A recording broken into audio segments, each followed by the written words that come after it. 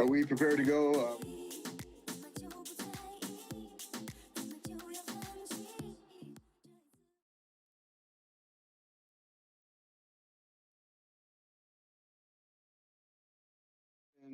Of the Aurora City Council for Monday, March 22nd, 2021 is now called to order. Would the clerk please call the roll?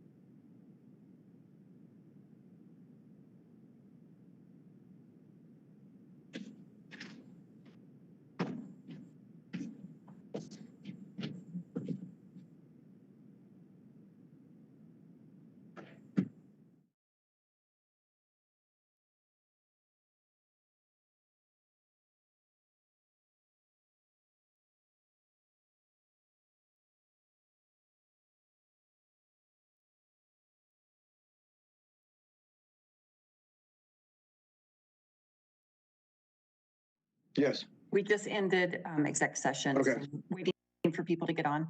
Okay.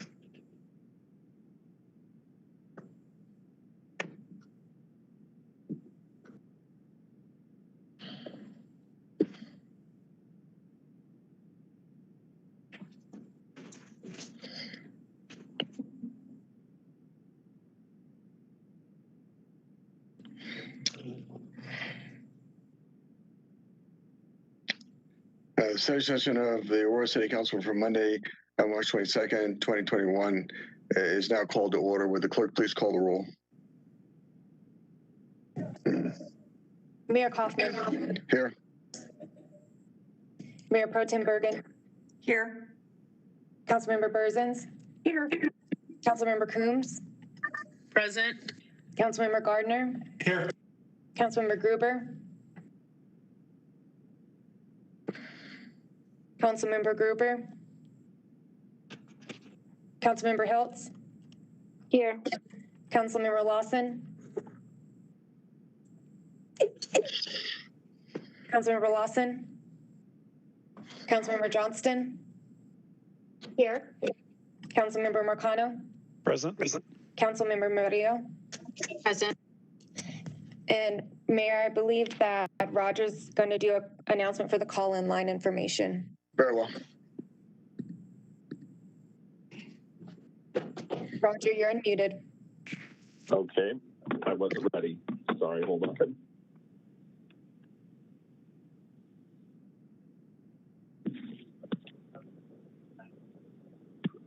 Thank you for joining this evening's Aurora City Council study session. If you're listening by phone, please note we are in listen-only mode. The formal City Council meeting begins at 6:30 p.m. City Council welcomes feedback from residents at council meetings on both matters appearing on the agenda and during public invited to be heard. We will begin the sign-up process at 6 p.m. For those watching on Channel 8, please call 855-695-3475, and when connected, press *3 to get in the queue to speak. You will hear a prompt. You will be connected to an operator and then able to continue listening to the meeting until the operator comes on to take your name and agenda item you wish to speak on. Again, the operator will begin screening at 6 p.m., so please press *3 if you'd like to get in line. Thank you.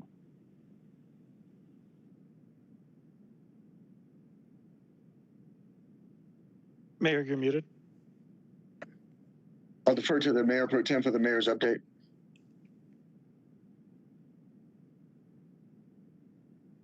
Sorry, Mayor had muted. Yes, we had executive session where legal advice was given regarding campaign finance litigation and the choice of an attorney that we would be seeking. Are there any issue updates? Seeing none, is there any objection to moving the consent calendar forward, item 2A and 2B? Seeing none, item 2A and 2B will move forward. Items from Policy Committee, Policy Committee's item number 3A. Teresa Sednak.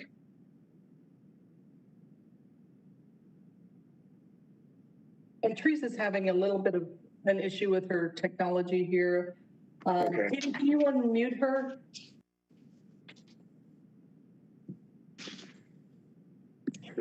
I do not see her as muted, but let me double check.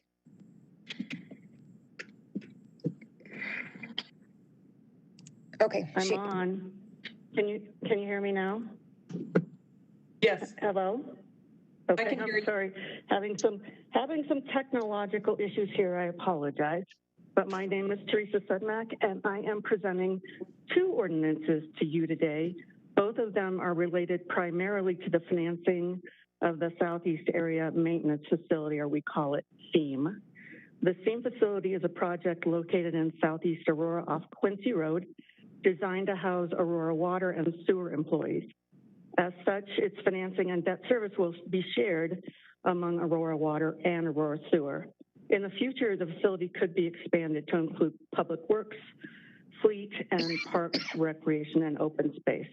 The two ordinances authorize the issuance and sale of the obligations for water in an amount not to exceed $120 million in new money, or money for this project, and for sewer in an amount not to exceed $65 million. The water ordinance provides a maximum par amount of up to $539 million, which includes the new money portion of $120 million, which would be devoted to SEAM and some other projects, and an amount up to $419 million in potential refunding dollars, which would be used to refund certain outstanding bonds that were issued in 2016. Since we originally approached Council and Committee on this financing in February, interest rates have moved significantly, such that we are not looking at $419 million in refunding candidates right now. We're looking at a much smaller candidate pool, and saying that interest rates are constantly changing, that amount may increase or decrease in the coming months. So we may include the refunding. It may get to the point where interest rates increase to the point where it doesn't make sense to do the refunding. So the refunding portion of the water bond financing may be in or out of this transaction based on where interest rates are, if that makes sense. And I will be glad to take questions when I'm finished. But with the volatility in the market right now, the decision as to whether or not to refund the prior debt will be analyzed as we move along. and we will make that decision closer to the time that we price the bonds. In any event, it will not be effectuated if we are looking at a savings of less than 3%, which is what's dictated in the city's debt policy. In addition, the ordinances provide details related to the bonds, including final maturity, which we've listed at 35 years, the amortization, redemption provisions, and maximum interest rates on the transaction. Both sets of bonds would be secured by an irrevocable pledge of net system revenues. They will be issued through a negotiated sale, with Morgan Stanley serving as senior underwriter and KeyBank, RBC Capital Markets, and Stifel rounding out the underwriting team. It's currently anticipated that the bonds will be issued in late May of this year. So I thank you for your consideration of these items. I am happy to entertain any questions, concerns, or comments you may have in regards to the ordinances. Mayor? Mayor? Are there any questions or comments on item number 3A and 3B? Just Mayor Pro Tem. question. Yes.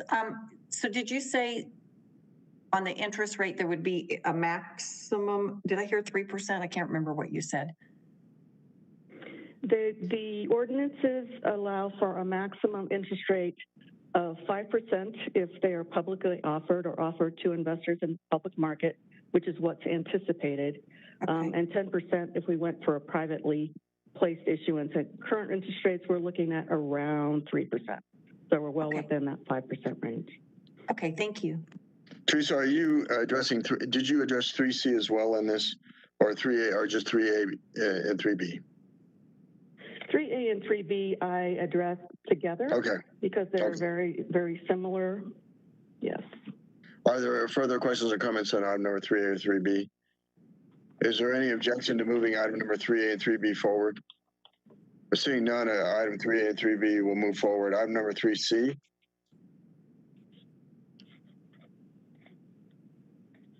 And Teresa? Yes, I'm going for 3C is regarding the debt policies.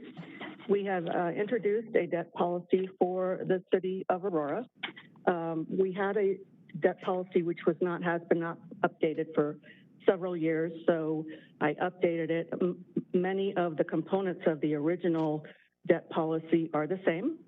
The policy was updated with some current regulations and restrictions introduced by the SEC and the IRS, mostly involving post-issuance compliance, which has become a compliance issue with the SEC. So it has been updated significantly to reflect current conditions in the financial markets and requirements in the municipal bond market.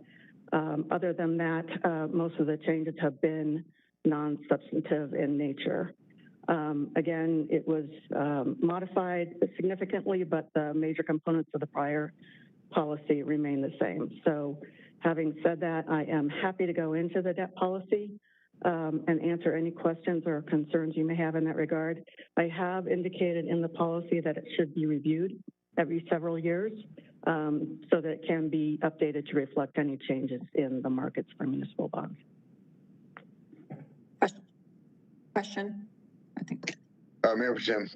So is a certificate of participation is not considered debt? Is that correct? It is not considered debt under Colorado law, and that is because the debt service for a COP is appropriated in the annual budget.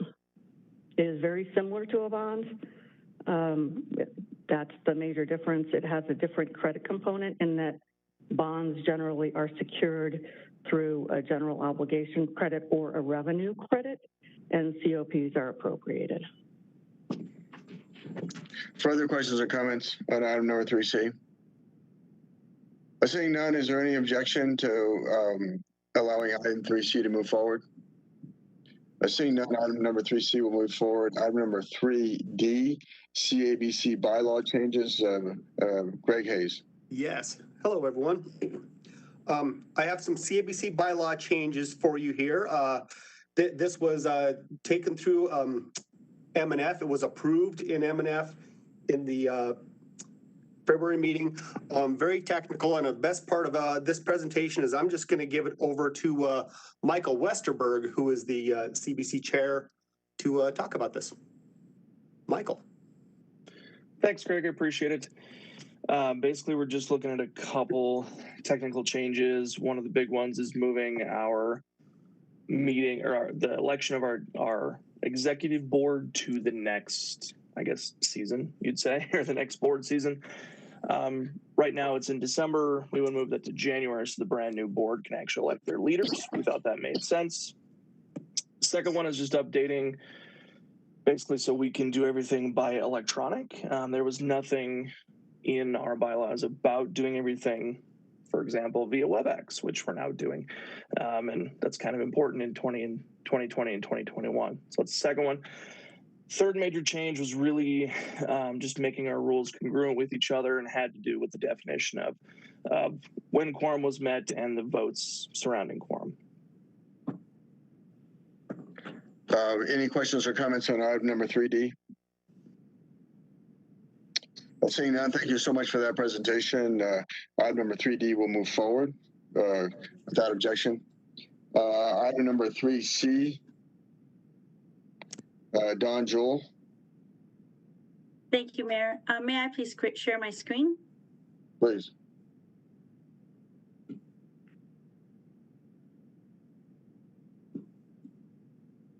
I'm waiting for the permissions. One moment.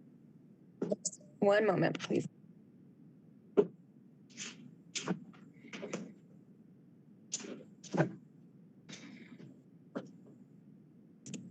You should be able to share it. Yes.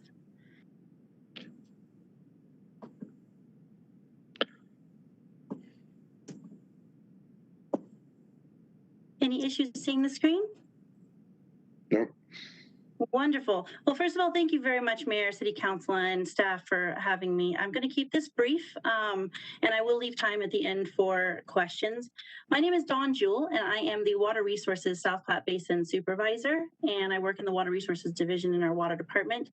And in order to understand a little bit about some of the recent and upcoming agreements that are being presented to City Council, I've put this short presentation together to start with some of the fundamentals.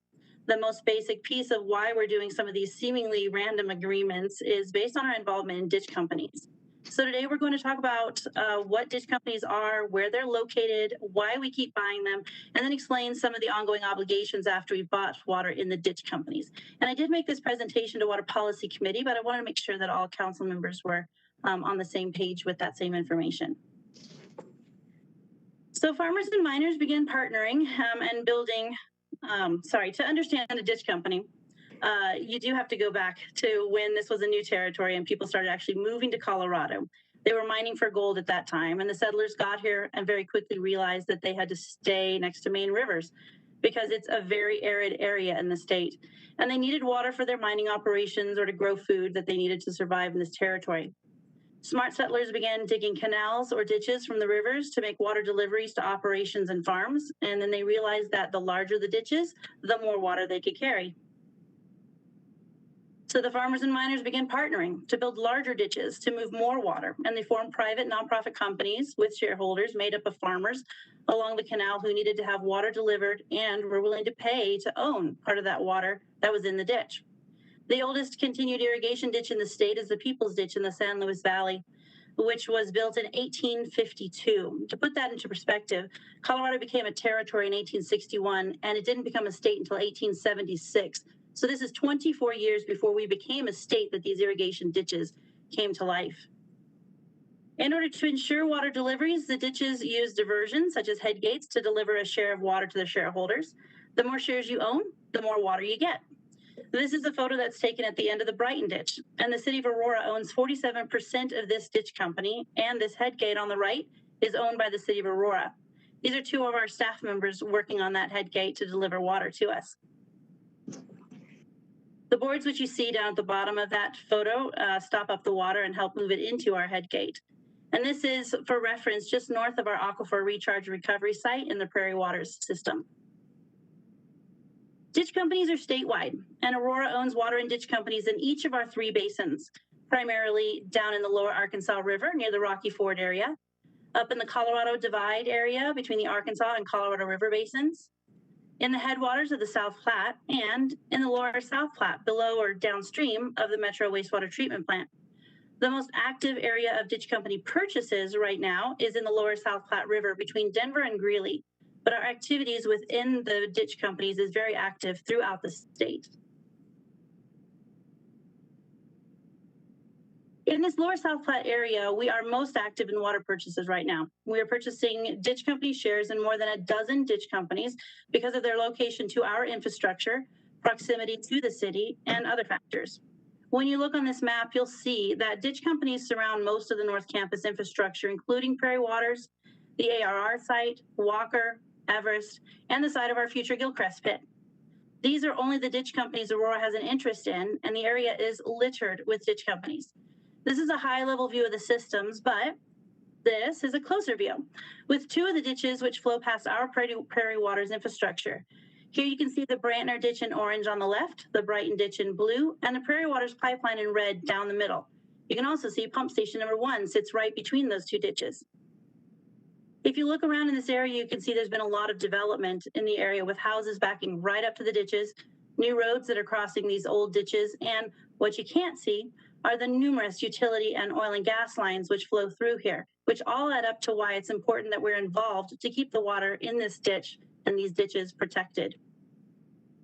I know a lot of you have probably seen this photo, but I'd be remiss explaining ditch companies and why we buy them if I didn't go into a little bit of Colorado water law. So Colorado water law rights are based on the priority system. It says if you were here first and you set your claim to the water, no matter where you are on the river, you have a right to take it even if someone moves in upstream from you. It's called the prior appropriation.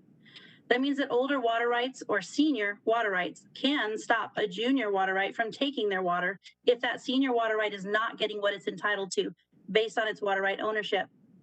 The oldest rights in the state are owned by these ditch companies. So let's use an example to explain a bit more about why we buy stock in these ditch companies. Aurora owns a significant number of shares of the New Brantner Extension Ditch Company, which runs on that west side of the pump station. It's about 32 miles long. Because we are shareholders, we are entitled to water based on our share ownership, and we are building up our ownership in this and many other ditch companies so that we can get more water delivered to the city. Every ditch company is built a bit differently, but we get about 17.4 acre-feet of water from each and every share of the New Brantner Company. This means that we can receive about 1,200 acre-feet of water every year from our ownership in this ditch, which is not bad. But another element is that this ditch is the oldest water right in this section of the South Platte River, and that's very important.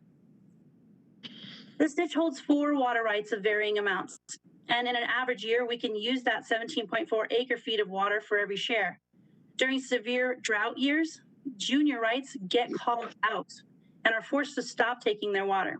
But this ditch company's rights are old enough that they will almost never be fully called out and will always be able to deliver their oldest rights. Even their less senior dates are fairly senior to many other ditches on the system. Based on the diversion records for this ditch company, during the 2002 flood, when the river was at its lowest and people were struggling, the New Brantner Extension Ditch Company was still able to take 77% of its average river diversions. At the height of the drought, the call on the river went to 1864, and the Brantner was still yielding 2 of its water rights. Just a reminder that Colorado only became a state in 1876, so this was 12 years. The call was actually 12 years senior to our statehood during the 2002 drought. So what happens after we buy ditch company stock? Well, we start off with the status quo. We lease it back to farmers, and those farmers continue to put the water on the ground, which continues the historic practice of making return flows to the river from the water that is not consumed by the plants or evaporation. In the meantime, we start to gear up for a change of use for that water, to change it from agricultural uses to municipal uses. These changes can be very complicated, and we usually have a lot of people who object to the change case so that they can ensure that their own water rights are not injured. Injury can happen in several ways, such as if you're using more than you were historically using with those rights, or if you aren't making those historical return flows to the river that were made through the farming practices. These change decrees that we get require us to have measuring structures and augmentation stations to deliver water to the city and back to the river as return flows. They require us to have some method, such as storage, to hold the water until we're ready to use it and to make those return flows in the winter when the ditches don't have water in them. This is a view of Walker Reservoir as we started flowing water into it for the first time from those ditch shares. This is a diversion off the Brighton ditch. This is also why partnerships are so important to the city. There are areas where we would struggle to make our own return flows because we don't yet have that infrastructure or storage. Other entities face the same problem and rely on those partnerships too, like the Westminster IGA that we looked at last month. We look for opportunities to have a win for the city in these situations when partnering. We want to be fair and equitable to both parties. But infrastructure is not the only thing we have to take care of after the purchases. We have to stay involved with the ditches. We go to meetings, we get onto their boards, we learn their systems, we improve their record keeping, improve their delivery systems, work with their ditch superintendents to ensure equitable deliveries of water, continue the ag use of water we don't need, and we build those connections needed to acquire more ditch company water. Our involvement in these ditches requires us to work under the premise of their private nonprofit ditch company status. Though we own shares in the ditch company itself is responsible for the delivery and maintenance of the actual water rights. Our shares only give us the ability to use those rights the ditch company owns, making our involvement in the ditches paramount to our use of the water.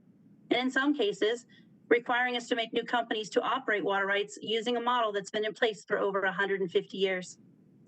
You'll see this later this year with work we are doing in the Lower Arkansas River with our Return of Yield project or ROY project. Hopefully this helps to explain more about the ditch companies and why Aurora Water continues to pursue water from these ditch companies. This really is a very high level presentation and I could literally talk about my job all day, but your time is precious. So hopefully this has been a good primer for you to understand a little bit about the why behind these agreements that we bring to City Council. And I'll open it up for questions. Are the ditches lined? Not all of them. Some are lined. There are different kinds of lining for those ditches, but the majority of them are still just dirt ditches. They have clay liners in place, which have currently been listed under state historic preservation. So now when you injure that clay lining that's been in place for 150 years, you have to have a nationwide permit to do so. And you're also, sorry, not a nationwide permit. You have to have a permit from the state historic preservation office to actually work in the ditches. So that lining, while it's not a standard concrete lining, they're usually pretty water solid. Further questions? Comment? Yes, Mayor Pro Tem. Yes, and I wanted to thank you for doing an excellent job on the presentation. I know years ago during council meetings, we'd have to vote on buying stock from ditch companies. And I remember a few times constituents either emailing us or making comments during public invited, like, why in the heck are we buying stock? What's the city doing? So you explained very well that we need to have those water rights. Right, the stock is ownership in a water right. It's a little confusing, but yes. You did a good job, thank you. Thank you very much. Further questions, comments? Seeing none, thank you. Great presentation. Thank you very much. Thank you very much. Mayor, for the next item for 3F, I just wanted to make an announcement that there is a Spanish translator on the line. So they can dial 1-877-820-7831 and enter participant code 254610#. And the interpreter is on the line to interpret. Very well. Council, on number 3F, Councilmember Murillo. Thanks, Mayor. I'm wondering if we could get the announcement of the Spanish line in Spanish. I tried to get that down. I'm sorry.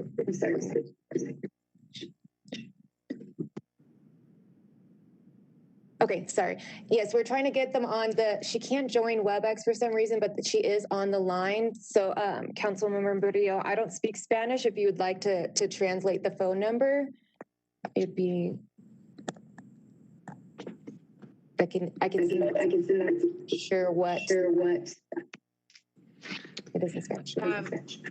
Yeah, is there any way that we could, I just want to make sure that folks are able to log on correctly. Mayor, yeah. if we want to. Councilmember, I just think. What is it? Phone number? Oh, we're getting feedback.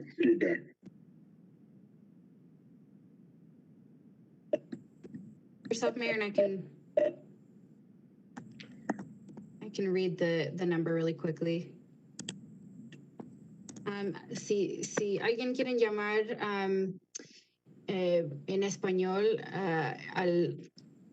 por favor, marquen 877-820-7831. El código es 254610, and then pound sign. I don't know how to say pound sign in Spanish.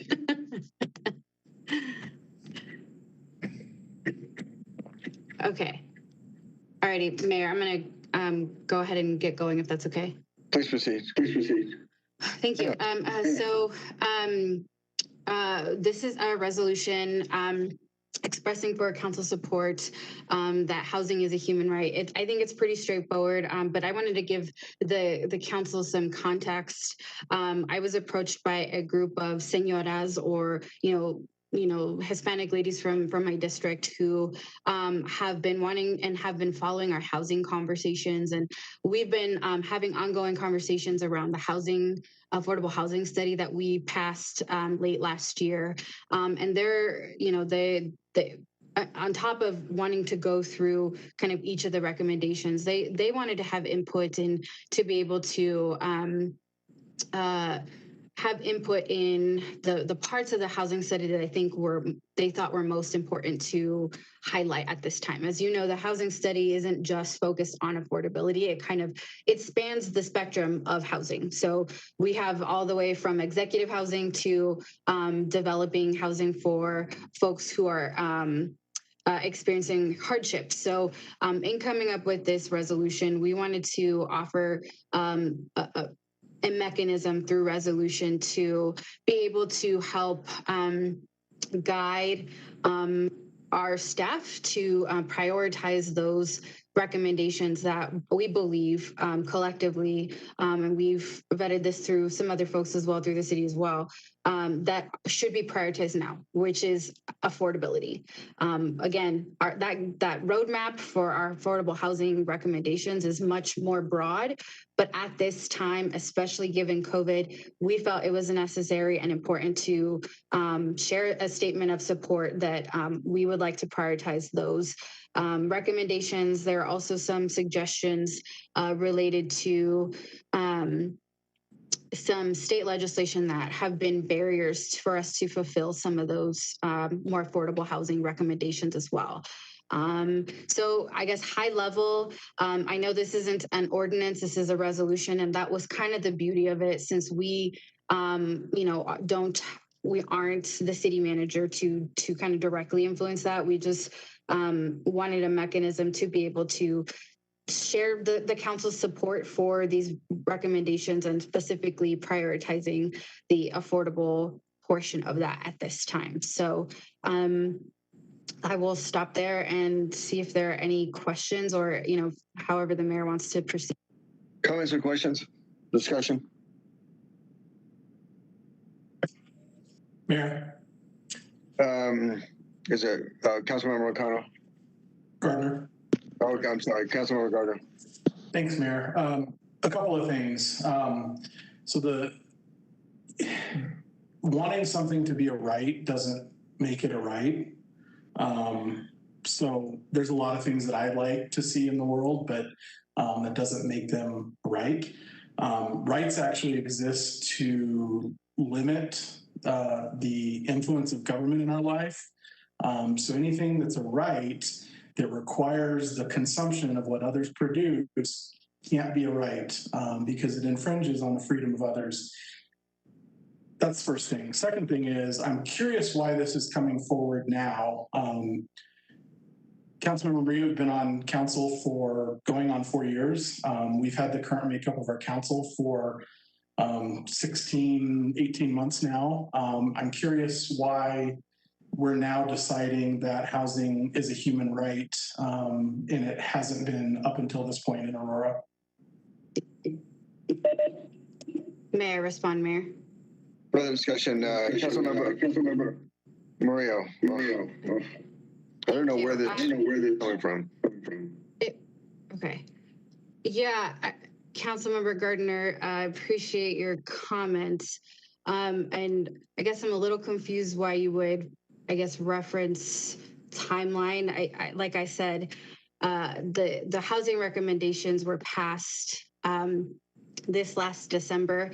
I've been working for 3 years to make affordable housing a conversation in the city, for us to prioritize any policy, we didn't have any direction, nothing. So yeah, as chair for the last 3 years of the housing committee, that was something that took a long time, given our structure of government and given that it wasn't a explicit council priority. So I could go into details of how I've navigated that myself, but not sure that's entirely what you're requesting. So yeah, so it passed in December. So, you know, kind of getting this group of senoras up to date on what it was passed. Nothing tangible had really, in terms of policy direction, had been passed prior to that. So that was the impetus for these conversations with me and this group of women and constituents from my city. I did want to address your comments around creating a right. We did hear, I think there was a comment during committee on that as well. And I was hoping we could get legal to make a statement on whether or not we're actually creating a human right or resolution. You know, it sounds like, I mean, can we just get some clarity on that? Yes, Attorney's office. Yes. Mayor, this is Tim Joyce. This resolution does not create a constitutional right or any legal enforceable right. This resolution is more of an aspiration or a goal. If that helps. Yes, Mr. thank Joyce, you. And to that effect, I just wanted to say, I'm perfectly happy, willing to make that an aspirational goal, that we are able to house our constituency. I have no problem with that, even though it's not making any legal binding, you know, commitments on anything. Mayor? Resolutions are always non-binding. I'm sorry, who is it? Mayor, who wants to speak? I can't see. Councilmember, Mayor Pro Tem Bergen. Yeah, you know, the resolution is fine in terms of the goals. And I would say that a lot of these things we've already done in the past couple of years in terms of trying to address construction defect laws, to look at our zoning, and certainly to look at affordable housing as something that's been a huge discussion. So that is something we have been doing. And my only issue is, I guess, of using the word right. And because, as was mentioned earlier, it's not a constitutional right. It's not, you know, that's not in our Constitution. I would prefer that it was written with the word goal. That's my only comment. Mayor? Further discussion or comments, Councilmember Coombs. Yeah, so I just want to comment a little bit about this discussion of rights and human rights. The majority of human rights are in fact not the kinds of negative rights to which Councilmember Gardner has referred. When you look at the UN Declaration on Human Rights, it's not primarily about ensuring that government doesn't overly interfere in people's lives. Most human rights and most of the accepted human rights discourse is actually focused on ensuring that people have things like dignity, that people have things like food, housing, and the ability to aspire to as well as achieve certain capabilities and functionings in their lives. So I think if we want to quibble about the definition of rights, we could probably have a discussion about that for a very long time. Human rights discourse is frequently aspirational, and I'm thankful to Councilmember Murillo for bringing this forward and acknowledging the role that housing plays as a right that sets the groundwork for freedom and for well-being and capabilities and functionings at all levels for people in our city. Further discussion. There. Councilmember Lawson. Councilmember Rio, I just had a question. So I understand the intent behind this.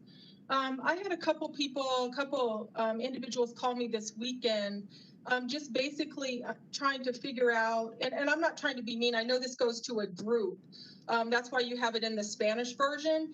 But they were saying, if this is what a human right is, why do you have it in Spanish version and not just one version? And if people want to get a copy of this in their different languages, then why is that? It just looks so unequitable because you have it in the Spanish version, but are you really talking about, because this applies to everybody. We have all kinds of diverse cultures, and in this particular packet, you specify the Spanish-speaking version of this, and it looks kind of, to some people from some different cultures that contacted me, that it's kind of unequitable. So are you just speaking to one culture here, or are you, I mean, I understand it's for the group, the UNE group, but it just looks like, why couldn't you just have it in one version? And if people wanted to get it into their native language in terms of, because it's a human right for everyone, but just this looks really kind of, for some, looks a little unequitable of who you're actually making this pertaining this to. Further discussion. Can I respond to that, Mayor? Marie. Yeah, and I know you probably can't, guess all of the questions that you would get on any particular legislation, and I would imagine that you shared something similar to the fact that we have a language access program. If this were to be translated, it could be to any group. I specifically requested it because the group that was curious of learning more about the housing study didn't speak English. So it's plainly and simply an access issue in the process in drafting. I would be happy to request this to be translated to all of the major languages in the city as well. It just happened to be who I was communicating with, and I have no problem. I speak Spanish. I want it to be accessible as a council member. So regardless of, I think it's kind of an odd, I don't know who commented what, but I certainly don't mean this to be that it would only serve one particular constituency. I didn't write in the resolution that it's only for people who speak Spanish or Latinos. I specifically, it was for access in my conversations. It was, they were having a really hard time understanding some of this technical language, even in English, and having to break that down each time was really difficult. So it made sense to have this translated so that they could understand the written part. Of course, we had conversations and such, and we had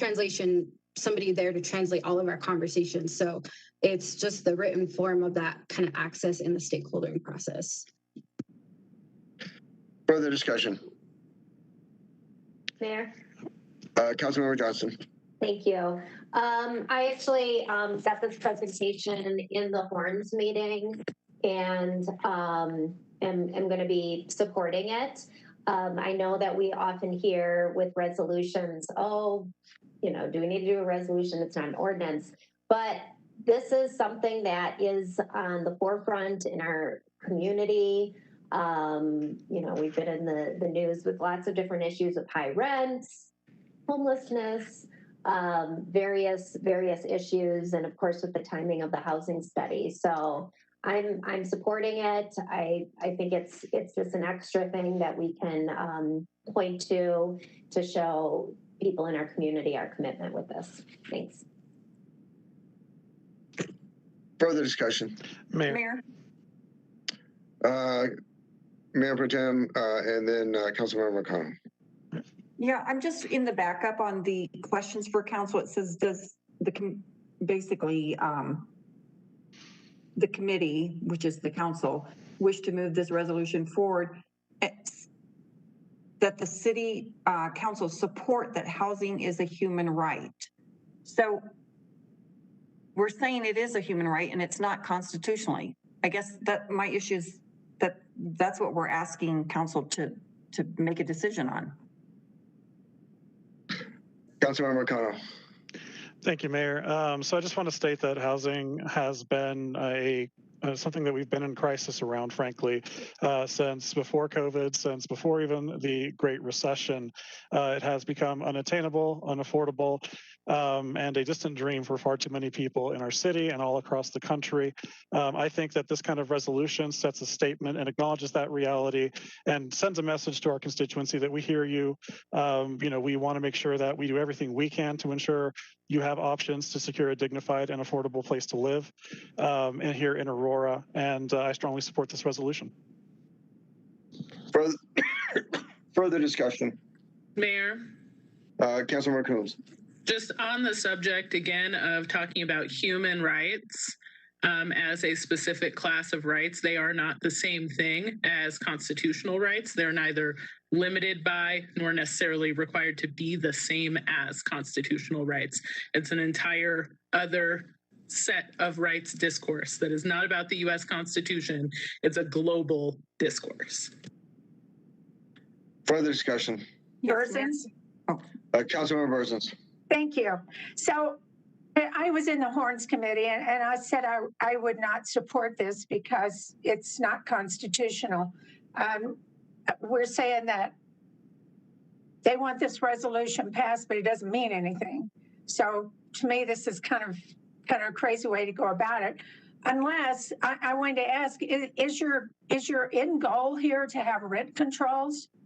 Is this just the first step for council to pass this resolution and then you're going to come back asking for rent controls? Is that one of the end goals? Mayor. I think he called on me, but he's muted. Marsha, I believe Marsha, I believe you're aware that we have a process through Pfizer to take positions on bills. So if somebody wants to ask for a particular position on a bill at the state legislature, I'm sure they would contact Chair Lawson to be able to do that. But I don't think that's on the docket at this point. But just wanted to clarify that you understood our process. I wasn't talking about the state legislature. I was talking about Aurora. Well, aren't we preempted by the state legislature to be able to do that? So you are talking about state legislation. Oh, well, maybe that's one of their end goals. I don't know, but I won't be supporting this. Thank you. Thank you. Further comments? Yes, Mayor. Mayor Pro Tem. So if this is not binding and it's just a resolution, then we're not setting policy for any kind of housing strategy, correct? I believe that it's resolutions are non-binding, and so I believe that's correct. City Attorney.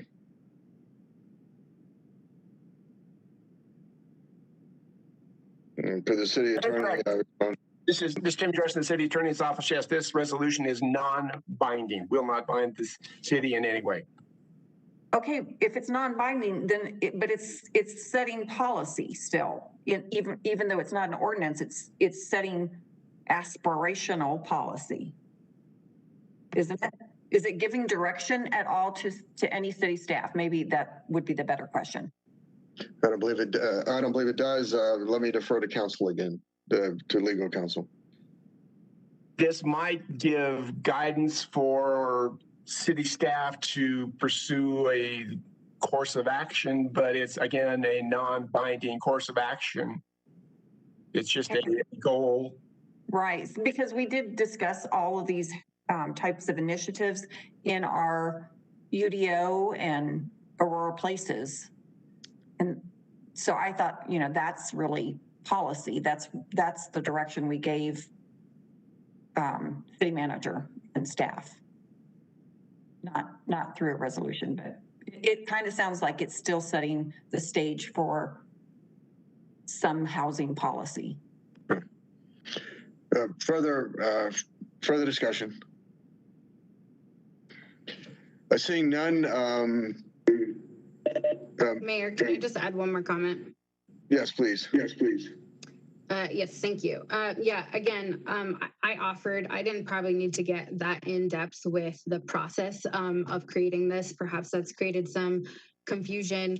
My goal was just to show that this was in response to community, people who are requesting, who are struggling, frankly, with the state of housing, and I think it's important enough that council affirm its support.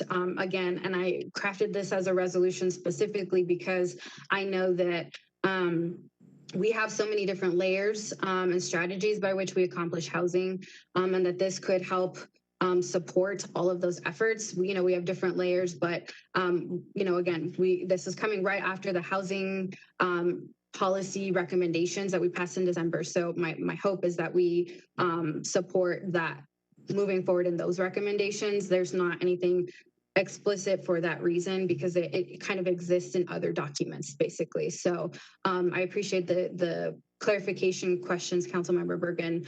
And yeah, this is meant to complement some of the work that we've already been doing, and to show that folks they're listening in, that their voice matters and that they can be part of this legislative process, and that we support housing in general. I felt like there was enough of us on council that supported housing, that we could talk about a resolution like this, and that it was aspirational, and that we were okay with talking about aspirational goals for the city. I felt like we had enough support for that. So just wanted to close on that. Could those who would like to move it forward, please identify themselves? Coombs. Okay. Marcano. Okay. Johnston. All right. Fields. Fields. I'm sorry, Councilmember Lawson? Yes. Yes? Yes, Mayor. Okay. And Murillo. Okay. The majority have spoken in support, so the resolution will move forward. Let's see. I have number 4 items from the city manager. 4A, state legislative update. Yes, thank you, Mayor. This is Luke Palmisano, Intergovernmental Relations Manager with the city. I'd like to give a quick update on 2 bills, and then I can stand for any questions on any other additional bills. First bill I'd like to call out is House Bill 21-1030, expanding peace officers' mental health grant program. This bill will allow for investment in community-based public partnerships, public safety partnerships that will foster increased coordination between public safety departments and behavioral health, mental health, and community resource and housing service providers. The program is currently housed in the Department of Local Affairs and will expand the Peace Officer Mental Health Support Grant Program. At the March 1 study session, Council elected to take a pursue changes through bill sponsor or amend position. The bill was heard by the House Public and Behavioral Health and Human Services Committee on Friday, March 5th, and passed out amended by the committee. It was sent to Appropriations. The amendments to the bill included specifically calling out that the primary applicant can be a behavioral health entity, public health agency, or community-based social service provider, so long as those applicants are in partnership with local law enforcement or public safety departments. This partnership is deemed necessary by the proponents in order to have access to the 911 dispatch system. A second amendment clarifies co-responder community response and community-based alternative response using language directly from the Office of Behavioral Health in the Colorado Department of Human Services and Denver STAR program, respectively. A third amendment updates language used in the program from mental health to behavioral health, as that term encompasses both mental health and substance use disorders. Given the amendments to the bill, staff is recommending council adopt an active support position.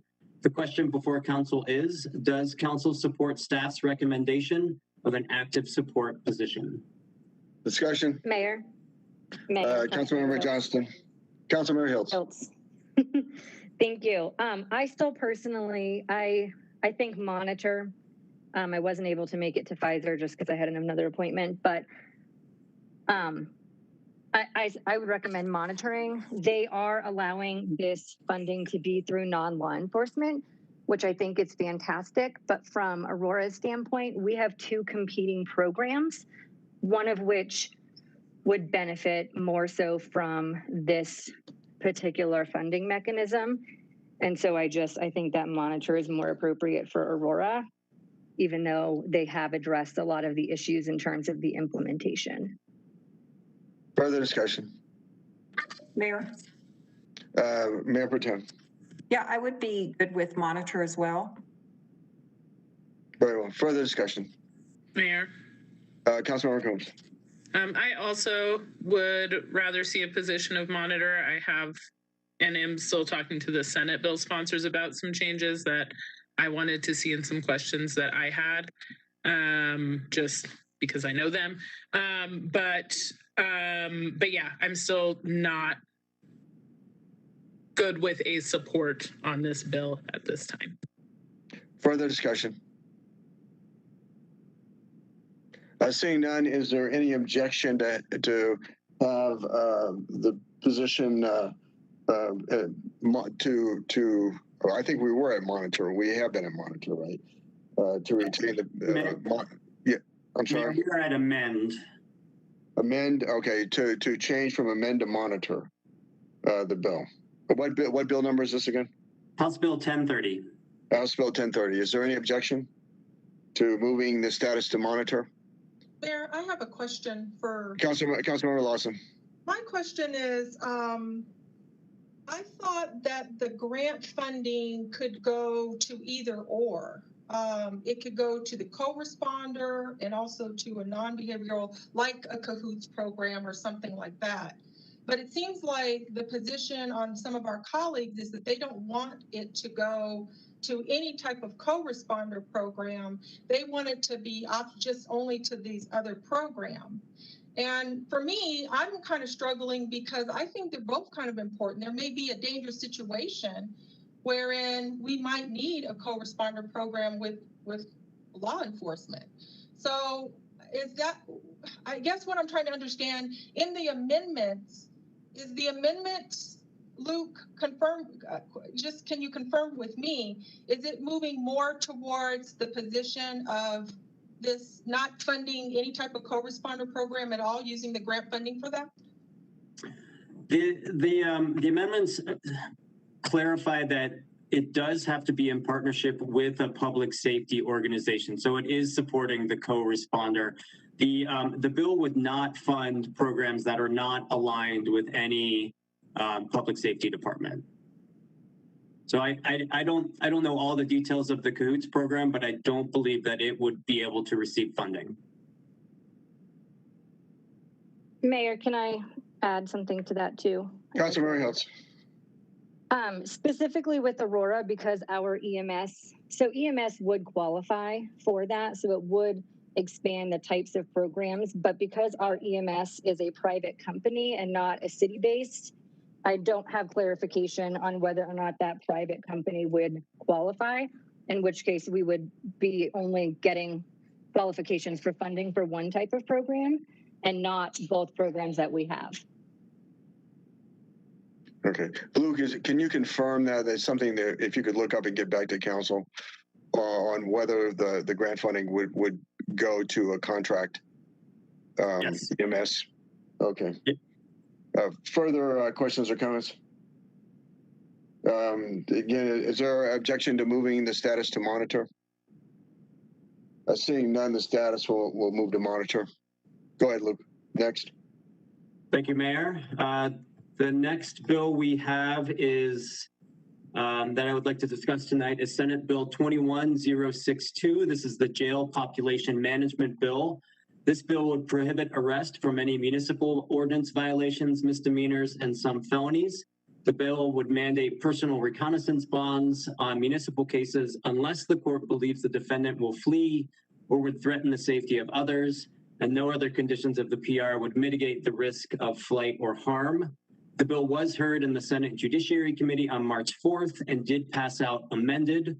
Among the changes included in those amendments are clarification that a victim's rights crime would allow for an arrest, definition of what flee prosecution means, and the addition that citizenship status alone is not evidence of future intent to flee, clarification on when law enforcement can use warrantless arrests, dramatically narrows the obligation to release somebody on a DUI or alcohol or drug-related driving offense, addition of the offense of sexual predator to the list allowing arrest, clarification of the failure to appear provision to state that 3 FTA provision would not apply if the failure to appear was when a witness was subpoenaed or appeared, or when a civilian witness was placed on call by the prosecution, or when intentionally failing to appear for the purpose of interfering with or deterring victim or witness participation in the case.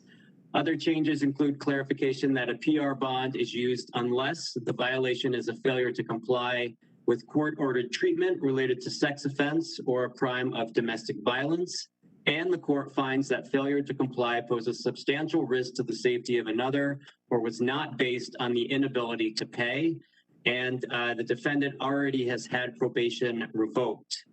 With the passing of these amendments, a number of organizations have dropped their opposition or moved to neutral on the bill. This includes CML, the Colorado Organization for Victim Assistance, the Colorado District Attorney's Council, Violence Free Colorado, and the County Sheriffs of Colorado. I'll note that the Colorado Association of Chiefs of Police, the FOP, and the Colorado Municipal Judges Association are opposed. The question before council is, given these amendments, does council wish to move to a monitor position on this bill? I have asked Judge Day to join tonight, and he and I can both answer any questions on this bill. Mayor? Let me ask a question first, and that is that maybe to Judge Day, I believe that it hasn't changed relative to motor vehicle theft.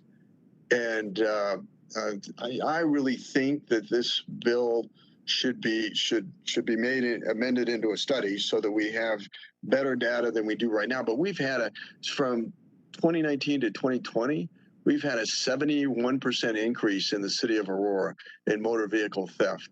And when I talk to law enforcement, they relate it to the fact that there are no arrests. People are simply given a court date and released, and it's a green light to proceed and steal more vehicles. And I think through the Denver metro area, it's a 55% increase. But I'm very concerned about the fact that we've had a substantial rise in crime, and we really don't fully understand why. And so I think this is premature. But Judge, could you please comment? Yes, thank you, Mayor. Good evening, Mayor Pro Tem, members of council. Be happy to answer any questions that you may have. To your question, Mayor, you are correct. Motor vehicle theft does not fall within the provision that would require or could allow for the issuance of a monetary condition of bond. Mayor Pro Tem. Yes, and I was gonna, I kind of piggyback off that question because my constituents in Ward 6 are very concerned about the increase in crime across the board, violent crimes, theft, as well as the motor vehicle theft. And we've had the DA talk to my constituents on one of my town halls, and there's an issue not only of not being able to arrest people, but then there's the issue of those that have committed crime not being prosecuted, not being put in jail, and they're just coming out and recommitting crime. And I was told that a large part of the increase in crime is not necessarily the new people out there committing crime, but people reoffending. I mean, if you're not faced with a consequence and you're just let off and you just stole a vehicle and you can go right back out and steal another one, I think that is a major concern, that we're so concerned about making it easier for criminals to not be in jail that we have forgotten the victims. I mean, what about the victims? Like, they just keep getting re-victimized, and that's what I'm concerned about. Let me just say that the thesis behind Senate Bill 62 is that when we did social distancing because of the pandemic, That was the idea was temporary, but that there weren't consequences to that, and we can make that permanent in terms of lowering the incarcerated population. And I just don't think we know enough to make that decision at this time, and that's why I wish that they would amend this. And I've seen this happen as a former state legislator, amend it into a study to where we had more data. Further discussion. Mayor. Councilmember Coombs. I just want to clarify that specifically victims advocates who have their fingers on the pulse of all of these issues have removed their objections based on what's been brought forward. So this isn't a bill that is insensitive to crime victims. There's been extensive stakeholding to make sure that that objection was not there and to make sure that those issues were addressed. I also would suggest that we not put words in the mouth of the bill sponsors regarding the thesis of this bill. The thesis of this bill, from what I understand, having heard the actual sponsors speak when they were introducing it, is that people who are in detention pre-trial, the distinction there shouldn't be whether or not you have enough money to get out. And that's the issue that arises here, is that when you have a monetary condition of bond, then as long as you have enough money, you can get out of jail. And so we're saying, without having been convicted of any crime, as long as you have enough money, it's fine for you to get out of jail. That's what opposition to this bill really means in practice. And so I would argue that rather than moving simply to monitor, that we support. I suspect from the positions of my colleagues that's not going to happen. But I do agree with at least being at a position of monitor, because I think there's a lot of misinformation about what this bill actually does and doesn't do. Mayor, may I respond? Mayor Pro Tem. Yeah, when you talk about victim groups, are you talking to the constituents that have had their vehicles stolen? And because they're victims, there may not be a rape victim, but they're victims. And it's very costly. If you have, if you're not making that much money and you have your primary means of transporting you to work stolen, and then you have to go through all the headaches of trying to find a new vehicle, go through your insurance company, pay your high deductible to try to find a new vehicle to get you to work. I think that's a real victim, and they should, again, groups are not people. I don't know what group these groups are and if they've spoken to my constituents, because I don't think my constituents agree with that. Further discussion. Mayor. Councilmember Coombs. My understanding is that victims advocates work with victims of a wide variety of crimes. Further discussion. Seeing none, question before us is whether to move Senate Bill 62 to support position. Mayor, I'm sorry, monitor is the recommendation, but we'll debate whatever council wants, but staff is recommending monitor. Okay. I would like to oppose. Okay. Well, let me just, who is in support of moving from amend to monitor? Councilmember Coombs is in support. Marcano. Councilmember Marcano is in support. Further support. Hiltz. Councilmember Hiltz. Others? Johnston. Councilmember Murillo. Murillo. Okay, I've got Coombs, Marcano, Hiltz, Johnson, Murillo. Is anyone else in support? There is not a majority. So the position remains to amend. Understood. Anything else, Luke? Okay. Nope, that's it. That's all I had. 4B, discussion of new Aurora fire rescue fees added to the 2021 budget. Matthew Wasserberger. Yes, good evening, Council. We presented on these fire fees at the November 16th study session. They were included in the fire 2021 adopted budget. We are kind of looking for feedback and direction from council tonight on kind of our next steps with those fees. There were questions at the last meeting in November, and we have some answers, and I have a short presentation if you would allow it. Please proceed with the rest of the presentation.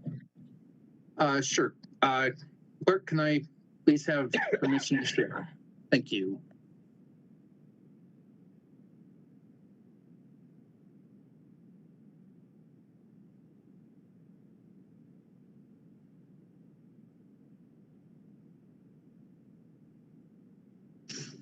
All right. Right. Can everyone see the screen?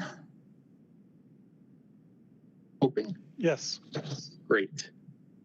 So again, in the 2021 adopted budget, there were 3 fees that we added as part of our $2.1 million worth of balancing impacts. That was a first inspection fee for fire code inspections, a scene mitigation fee for vehicle accidents, and a treat no transport fee for EMS patients that do not receive transport to the hospital. Just to kind of go over those, the old kind of current model 2020 fee schedule for fire inspection fees was a nominal $43.25 re-inspection fee on the second inspection. That program, in terms of staffing, costs about $671,000, and that re-inspection fee brings in about $5,000 annually. So our 2021 proposed fee schedule was kind of a more accurate cost recovery system for that. It was based on industry standards and really directed by occupancy type and square footage. We had continuing dialogue with the Business Advisory Board. And really the crux of this fee is that just higher risk, higher occupancy structures will pay higher fees. And that's looking, this fee would bring in roughly $337,000. This slide is in the 2021 fee schedule. Again, so you kind of have to use, this type of chart to figure out what your fee would be. But again, the crux is just a higher hazard and a higher square footage building is just going to pay more for the fee for the service provided by the fire inspectors. We are moving towards a May 2021 launch of this fee. Again, we've done the public outreach with the BAB. We've come to you back in November and again tonight. We've worked with best practices with agencies and again, just hoping we've done the coding in the new Acela program. So this fee is ready to launch in May, unless there's feedback tonight. With the scene mitigation fee, the current structure is that Aurora Fire Rescue responds to the scene of a car accident, provides scene safety, patient care. We do some cleanup, make sure the roadway is safe to operate, and we do not get reimbursement for any of that. For most motor vehicle accidents, the exception to that is large hazmat spills, where we do seek reimbursement for those and work through the responsible party's car insurance provider. With the 2021 fee schedule, we are looking to charge all motor vehicle collisions a cleanup fee that's based on time and material. The fee would be waived for Aurora residents. This was part of our initial proposal, and again, the $375,000 cost recovery does include any Aurora resident not paying this fee. The fees would be done very similar to our hazmat billing. And again, we would bill the responsible party's car insurance. This fee schedule's in the 21 fee schedules. And again, that would just be the table we use to determine cost of materials. So for firefighters at various ranks and in, an aerial truck is responding to the scene, you're looking at on average about $500 for an hour's work, response for the fire service. Again, with this one, we are looking more towards summer of an implementation on that. We are, again, it's a little bit of public outreach with this group back in November. And we are kind of working on our internal processes, making sure that we can use the same format that we do with hazmat recovery for this. We have a new RMS system, which provides better reporting, and that RMS system actually has a billing platform to it as well. So we would, again, look at that, as a possible third-party billing if we are instructed to move forward. And then the treat no transport, the current structure is that Aurora Fire Rescue is usually the first to arrive on scene and begin patient care. We maintain a continuity of care for all patients, but we do not charge a fee for the patients. Usually the third-party vendor ambulance service charges the fee if the patient is transported. In 2021, we're hoping to move towards a the proposed fee schedule for a treat no transport where AFR continues to initiate patient care, but we could charge a $175 fee to patients that are treated medically but not transported. Again, our model included waivers for financial hardship. We haven't developed what that includes yet, where the line would be with the financial hardship, but that did include roughly half of our treat no transports not receiving a bill. That is about $450,000 worth of ongoing cost recovery. Your questions from November definitely brought up some alternatives for us. There's the subscription model that a number of the northern suburbs use, where you would pay a one-time fee of $75, and you would have kind of coverage for a year where you would not be charged this fee. This is kind of the model where you pay up front, and if you never use it, that's $75 that the city would keep. But if you need it 2 or 3 times, the patient comes out ahead. There's really no minimal fiscal impact to that. That would just be good customer service if that's what our residents are looking for. And again, those northern suburbs only see about 60 to maybe 100 participants in that program annually. Another alternative that was brought up was to waive this for all Aurora residents. If we did that, that would be $315,000 of revenue going away from that $450,000. If we waive the first call, it's roughly about the same as an Aurora resident, but a little bit more of a loss to that potential cost recovery of $338,000. And then if we didn't charge the fee at all, again, that would be $450,000 worth of ongoing revenue that the city would not collect that is part of the current budget. This is a larger kind of task for us to take on. We do, we have the new RMS system with patient, with the electronic patient care reports in it. So that's kind of our first step that we've worked through in the first quarter of this year. But we definitely have more work to do in terms of working with HIPAA policies and third-party billings to feel, what that would look like and how we would go about getting signatures of patients on the scene, and then all that pertinent information that we would need to bill. So again, this is kind of a larger out, later in the year where we could start implementing. So again, our question to council is, should AFR continue to move forward with the fees as proposed for the 2021 budget? And again, this is all 3 fees: the inspection fee, the scene mitigation fee, and the treat no transport. So with that, I turn it back over to you. Can you do me a favor and tell us what the surrounding jurisdictions do? Yes. So let me here. So again, with surrounding jurisdictions, it was mostly, again, which fee are you talking about? All are with the treat no transport. Bennett does this, Evergreen Fire, and North Metro, and Westminster Fire. Again, these are they all have varying degrees of when they charge it. If it's certain treatments in lieu of a transport fee. Okay. The next one.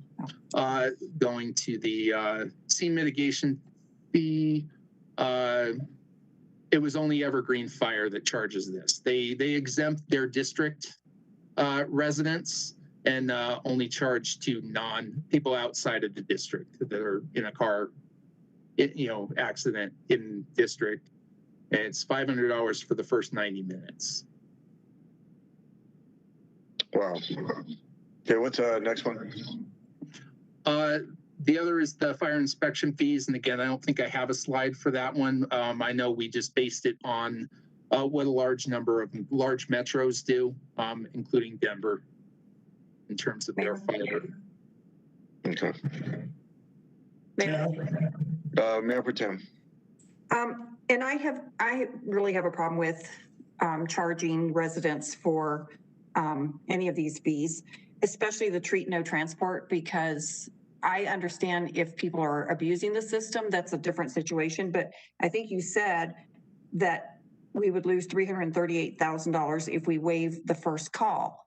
I mean, that's part of the reason that we have a fire department and people pay their taxes, is that they should be able to expect that service. I also have, I think the fact that Evergreen only does it, but on the scene mitigation, that's a very small fire department. So they probably have very few resources, and then they still exempt their residents.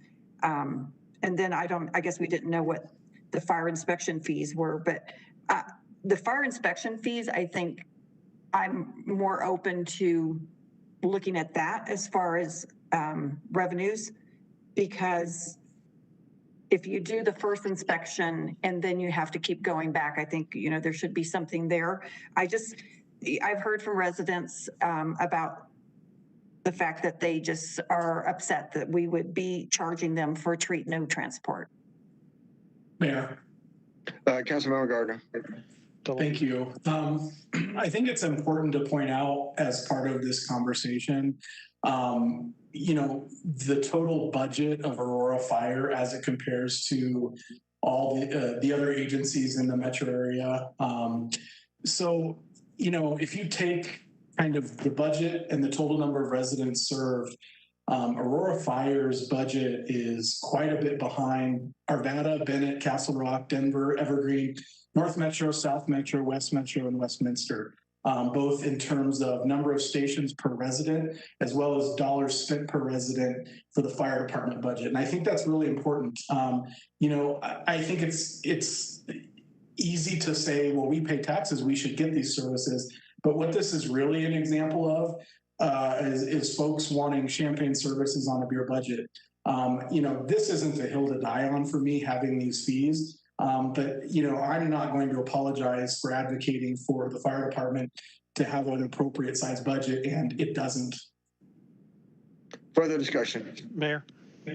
Councilmember McConnell. Thank you, sir. So I am personally in favor of eliminating the treat no transport fees in their entirety. I agree with some of my colleagues that we should not be charging folks for medical services. We don't want to have that kind of disincentive present. Frankly, I find the fact that we have a private ambulance service that can charge a pretty penny to be a disincentive as it is to call 911 when you're in need of emergency assistance. And as far as I can tell from our marketplace facilitator, less than 1 month of the additional gain we've seen from that covers the entirety of this fee. So that's why I feel comfortable waiving that moving forward. With regards to the inspection fees, what we're proposing is really typical. That's something that I have a lot of experience with in my work in the architectural and engineering services field. So I'm happy to let that one stand. And the accident mitigation fees already waive fees for Aurora residents completely, correct? And then out of city folks, typically their insurance will cover that, right? We would charge the insurance with yes, knowing that insurance companies are covering this fee in other jurisdictions out of state. Okay, great. So yeah, I guess to summarize, I'd like to see us eliminate the treat no transport fees. The inspection fees are reasonable, and I'm fine with the accident mitigation fees as well. And I also do want to echo part of Councilmember Gardner's comments that AFR is underfunded when compared to peer cities, and that's something that we also need to address. Further discussion. Mayor. Councilmember Combs. So I also would like to see us take off the treat no transport fee, but not take that $450,000 out of the AFR budget. So to find the money to keep that in the AFR budget, because fully in agreement on the need to better fund that service in general. And then with respect to the fire inspection fee, it sounds like we're making it proportional to the amount of work that's required And so that to me seems really appropriate rather than doing a one size fits all, knowing that we have a wide variety of places that are being inspected. And then, yeah, the scene mitigation fee, I think for specifically considering that Aurora residents are not included, I'm comfortable with that as well. Further discussion? Mayor, just would clarify. Please proceed. I don't know if I was clear. So I also agree that I'm fine with the fire inspection fees and the scene mitigation because we do exempt the residents. So my opposition was really on the treat no transport. Just wanted to clarify that.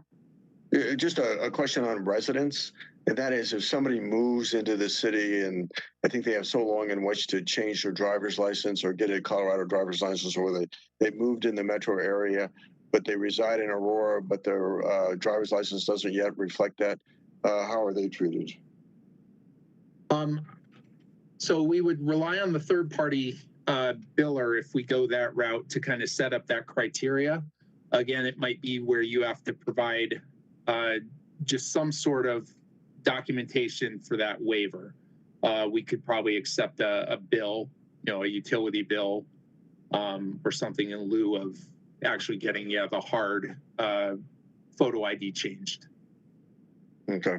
But yeah, we'd be working with hopefully a consulting agency, third-party biller to kind of come up with that criteria and what other cities are doing. Okay. Further discussion? Mayor. Councilmember Mario. Yeah, I got a lot of feedback on the treat no transport fee. So I would support eliminating that. I think there was a really negative impact and maybe unintended consequence and folks feeling deterred for using some of our emergent services. I don't know how that bears out in data, just from what I've heard from my constituents. So I would support that. That fee to be eliminated. And then, the fire inspection fee sounds like we did, a lot of best practice and kind of compared to other municipalities. So I'm okay with that, as well as the scene mitigation fee. I felt like I needed to clarify because I wasn't entirely sure what it seems like there's like a leaning of proposals opposite of what's in our backup.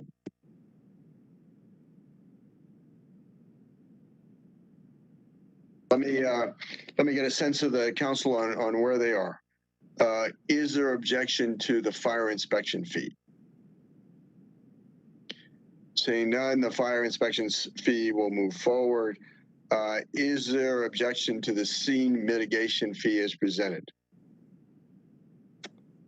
Seeing none, the scene mitigation fee will move forward. Is there objection to treat I'm not clear with it. The transport fee. Treat no transport. Yes. Treat no transport. Okay. Object, Mayor. Okay.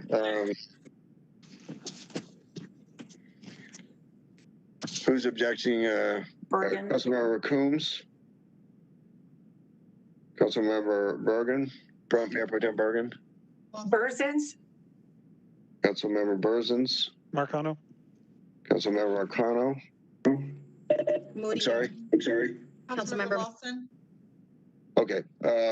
Majority have arisen in opposition, and so the transport fee will not move forward. Very well. Thank you very much. Thank you for the clarity. Okay. Fitzsimmons, Health Sciences Area Economic Impact Study. Chad. Mayor, yes. Excuse me, but it is 6:30 and we've got a city council meeting. Okay, we will delay this until the next item number 4C will be delayed until the next study session, as well as any other item number, anything on 5, 6, 7, and 8. With that, the study session is adjourned, and we will reconvene right away for the regular session of the Aurora City Council. To the city clerk, do we need to exit and then come back, or can we just continue? No, we can just continue and then have Roger do the announcement for the call-in line. Okay, very well. Please proceed. Roger, you're unmuted. City Council welcomes feedback from residents at City Council meetings on both matters appearing on the agenda and during public invited to be heard. For those watching on Channel 8, please call 855-695-3475 and when connected, and for those who are already connected, press *3 to get in the queue to speak. Do not forget the *3. You'll hear a prompt confirming that you're in line to speak to an operator who will take down some basic information and get you in the queue. Residents who want to speak on a specific agenda item and have not already called in to be screened, please press *3 to sign up before the item is called by the clerk. Callers who want to speak during public invited to be heard should press *3 immediately to get in the queue. And those that press later during the meeting will be assigned the public invited to be heard at the end of the meeting. Depending on the volume, it may take a couple minutes to connect to the operator, so please be patient and stay on the line. As long as you heard the prompt after pressing *3 and can still hear the meeting in progress, you are in line to speak to an operator. Thank you. The regular meeting of the Aurora City Council for Monday, March 22nd, 2021 is now called to order. Would the clerk please call the roll? Mayor Kaufman. Here. Mayor Pro Tem Bergen. Here. Councilmember Burzins. Here. Councilmember Coombs. Present. Councilmember Gardner. Here. Councilmember Gruber. We can't hear him. He's been on this meeting the whole time. His audio is not working. Oh, okay. Thank you. I'll count him as present. Councilmember Hiltz. Here. Councilmember Lawson. Here. Councilmember Johnston. Here. Councilmember Marcano. Present. Councilmember Murillo. Present. There's a quorum.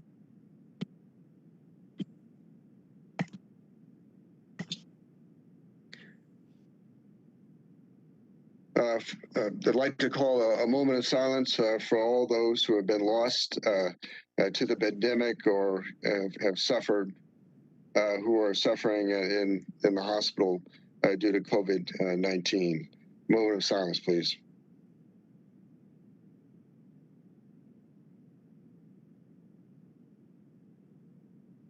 Please join me in the Pledge of Allegiance. I pledge of allegiance to the flag of the United States of America and to the republic for which it stands, one nation, under God, indivisible, with liberty and justice for all. Public invited to be heard. I'm sorry, proclamation.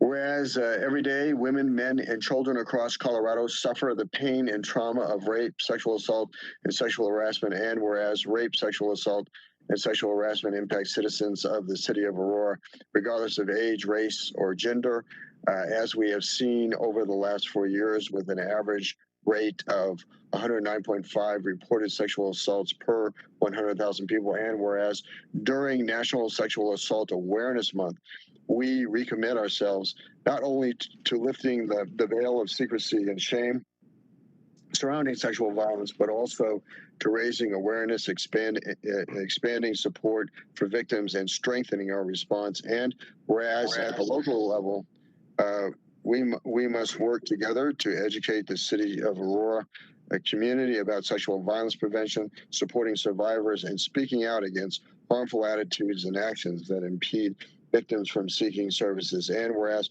prevention is possible when the entire city of Aurora community is involved, the first step in increasing awareness through education and supporting victims, it's time for us all to join advocates and communities across the country in taking action to prevent sexual violence and ending sexual assault.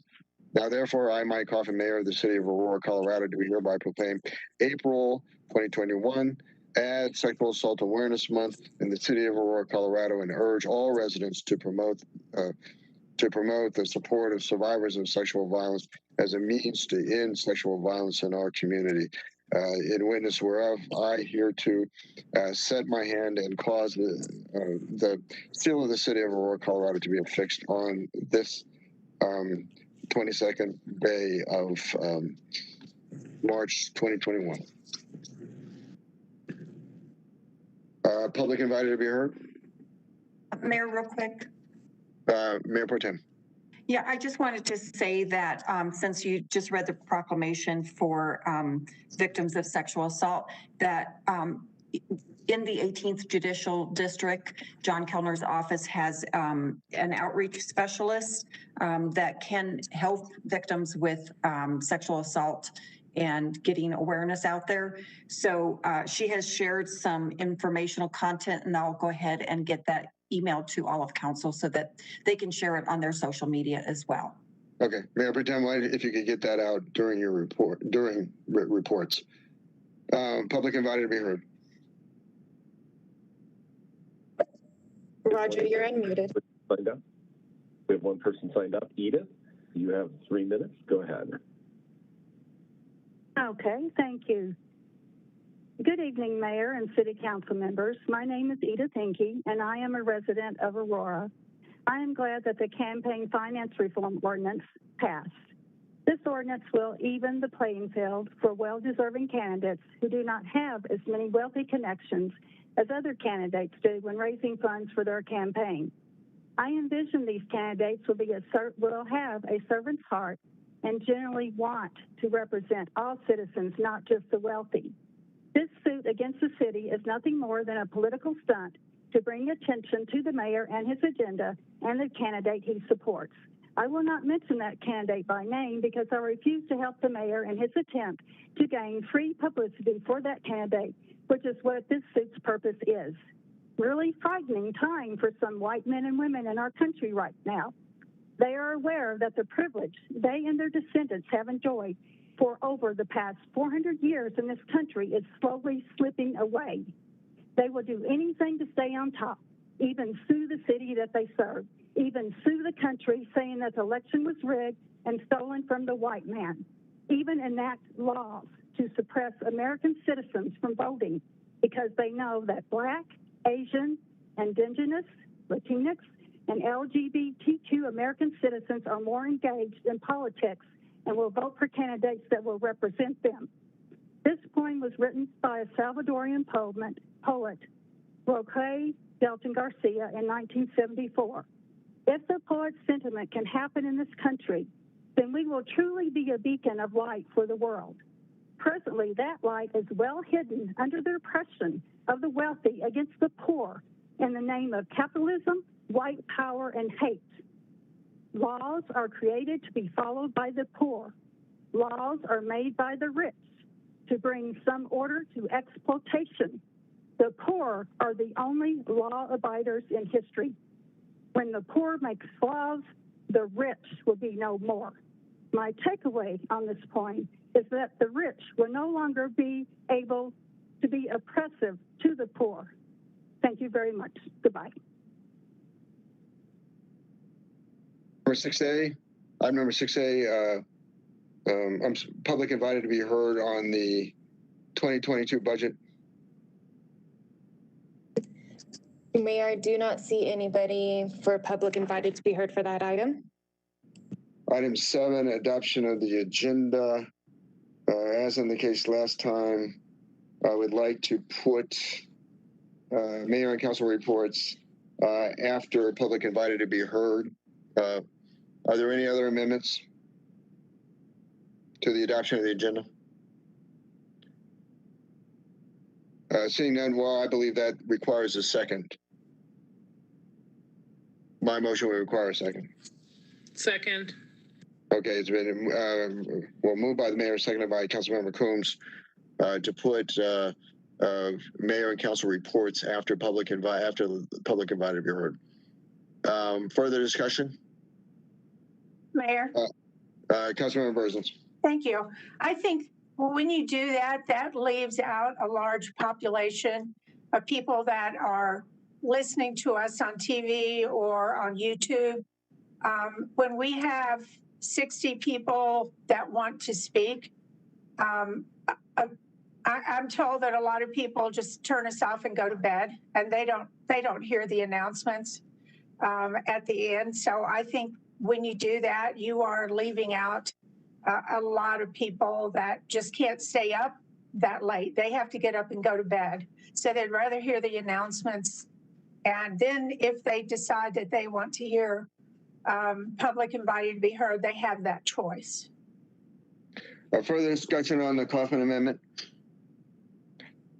Seeing none, would the clerk please call the roll on the Kaufman amendment? Sorry, Mayor Pro Tem. Yeah, I am also not in favor of doing reports after all of the public invited to be heard for the same reasons that Councilmember Burson stated. I think it's a waste of time because no one's listening at that hour of the night. Further discussion? Mayor. Councilmember Hiltz. Councilmember Hiltz. Thank you. I think if I remember correctly, the intent for this is so that we can respond to things that come up during public invited. Is there anything prohibiting us from just having both report sections, or however we want to call it? You know, reports and then public comment and then an opportunity to respond if people so choose. No, I think we'll certainly could do that, but I prefer not. I think we council members should have one time to give the report and not two times. No, I understand that. I was just asking if that was a possibility, not your preference, but thank you for sharing. Mm-hmm. And Mayor? Mayor Pro Tem. I know you're not for that suggestion, but I thought it was a very good suggestion that we could still do our reports quickly and then have the opportunity to respond to public invited to be heard at the end. Very well. The question before us, though, is putting mayor and council reports after public invited to be heard. Are there further? Well, let's vote on the amendment. Would the clerk please call the roll on the Kaufman amendment to 7A? For item 7, adoption of the agenda, Mayor Kaufman? Yes. Yes. Councilmember Burzins? No. Councilmember Murillo?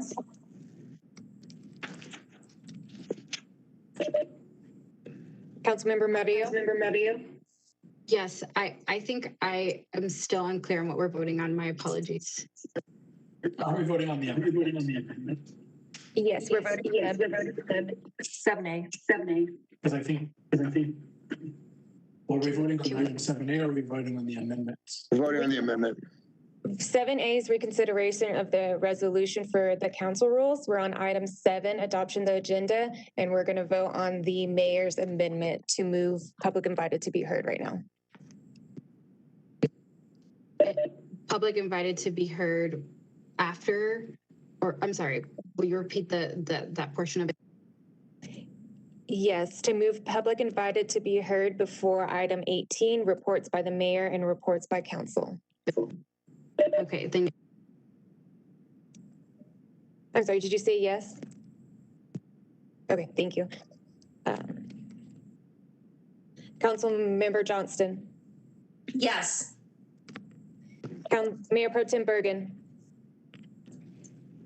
No. Councilmember Coombs? Yes.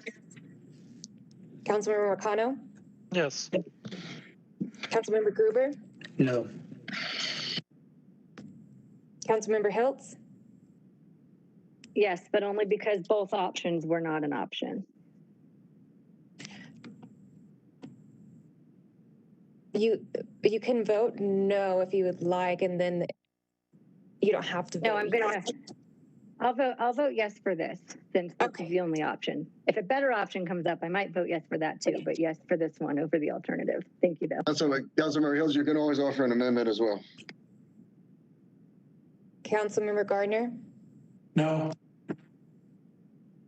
Councilmember Lawson? Yes. Okay, the motion passes to move public invited to be heard before reports. Are there further amendments to the adoption of the agenda? Mayor.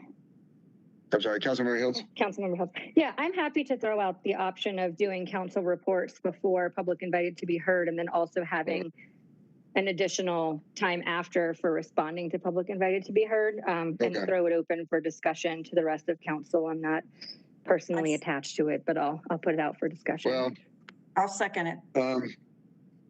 I'm sorry, let me do this to the city attorney, question to the city attorney's office. Is this a settled question at this point? Since I think if we, I believe it's a settled question, but I'm sorry okay, because you just asked. Yeah, I know, I made a mistake. To offer. So you're taking I'm afraid it might be. City attorney, if you could opine on that. Should I bring a separate ordinance? I mean, yeah, you could do that. City attorney. So you actually need, so what you decided, you voted on the amendment, you still need to vote on the underlying motion. But I think the question is, can Councilmember Hiltz offer an amendment to basically change what was change the amendment? And the answer is yes, she can. Okay. She can. Okay. And you vote on that first. okay, I'll throw that out as a motion for a second amendment for discussion. Then I'll second it. Okay. Discussion. Mayor. Councilmember McConnell. Yeah, I will support the amendment, but I just want to say that if we're going to tweak our schedule every meeting, maybe we just need to reconvene a rules committee so that we can get this, done so we don't have to keep. I've tried. Okay. Well, let's try again. Okay. Okay. Further discussion? Then would the clerk please call the roll on the Hiltz amendment to the adoption of the agenda? Okay, just to clarify, the Hills amendment is going to be where there's a public invited to be heard before item 18 is reports and after item 18. Is that correct? No, sorry. It's reports before public invited to be heard like normal. And then an additional option for, we can call it reports after public invited to be heard for council members to respond to what came up during public invited to be heard if they so choose. Okay, thank you for the clarification. I do think it's a settled question, but I'm not the city attorney, so. Further discussion on the Hiltz amendment. Seeing none, would the clerk please call the roll on the Hiltz amendment to the adoption of the agenda? Mayor Kaufman. No. Councilmember Marcano. Yes. Councilmember Johnston. Yes. Councilmember Gardner.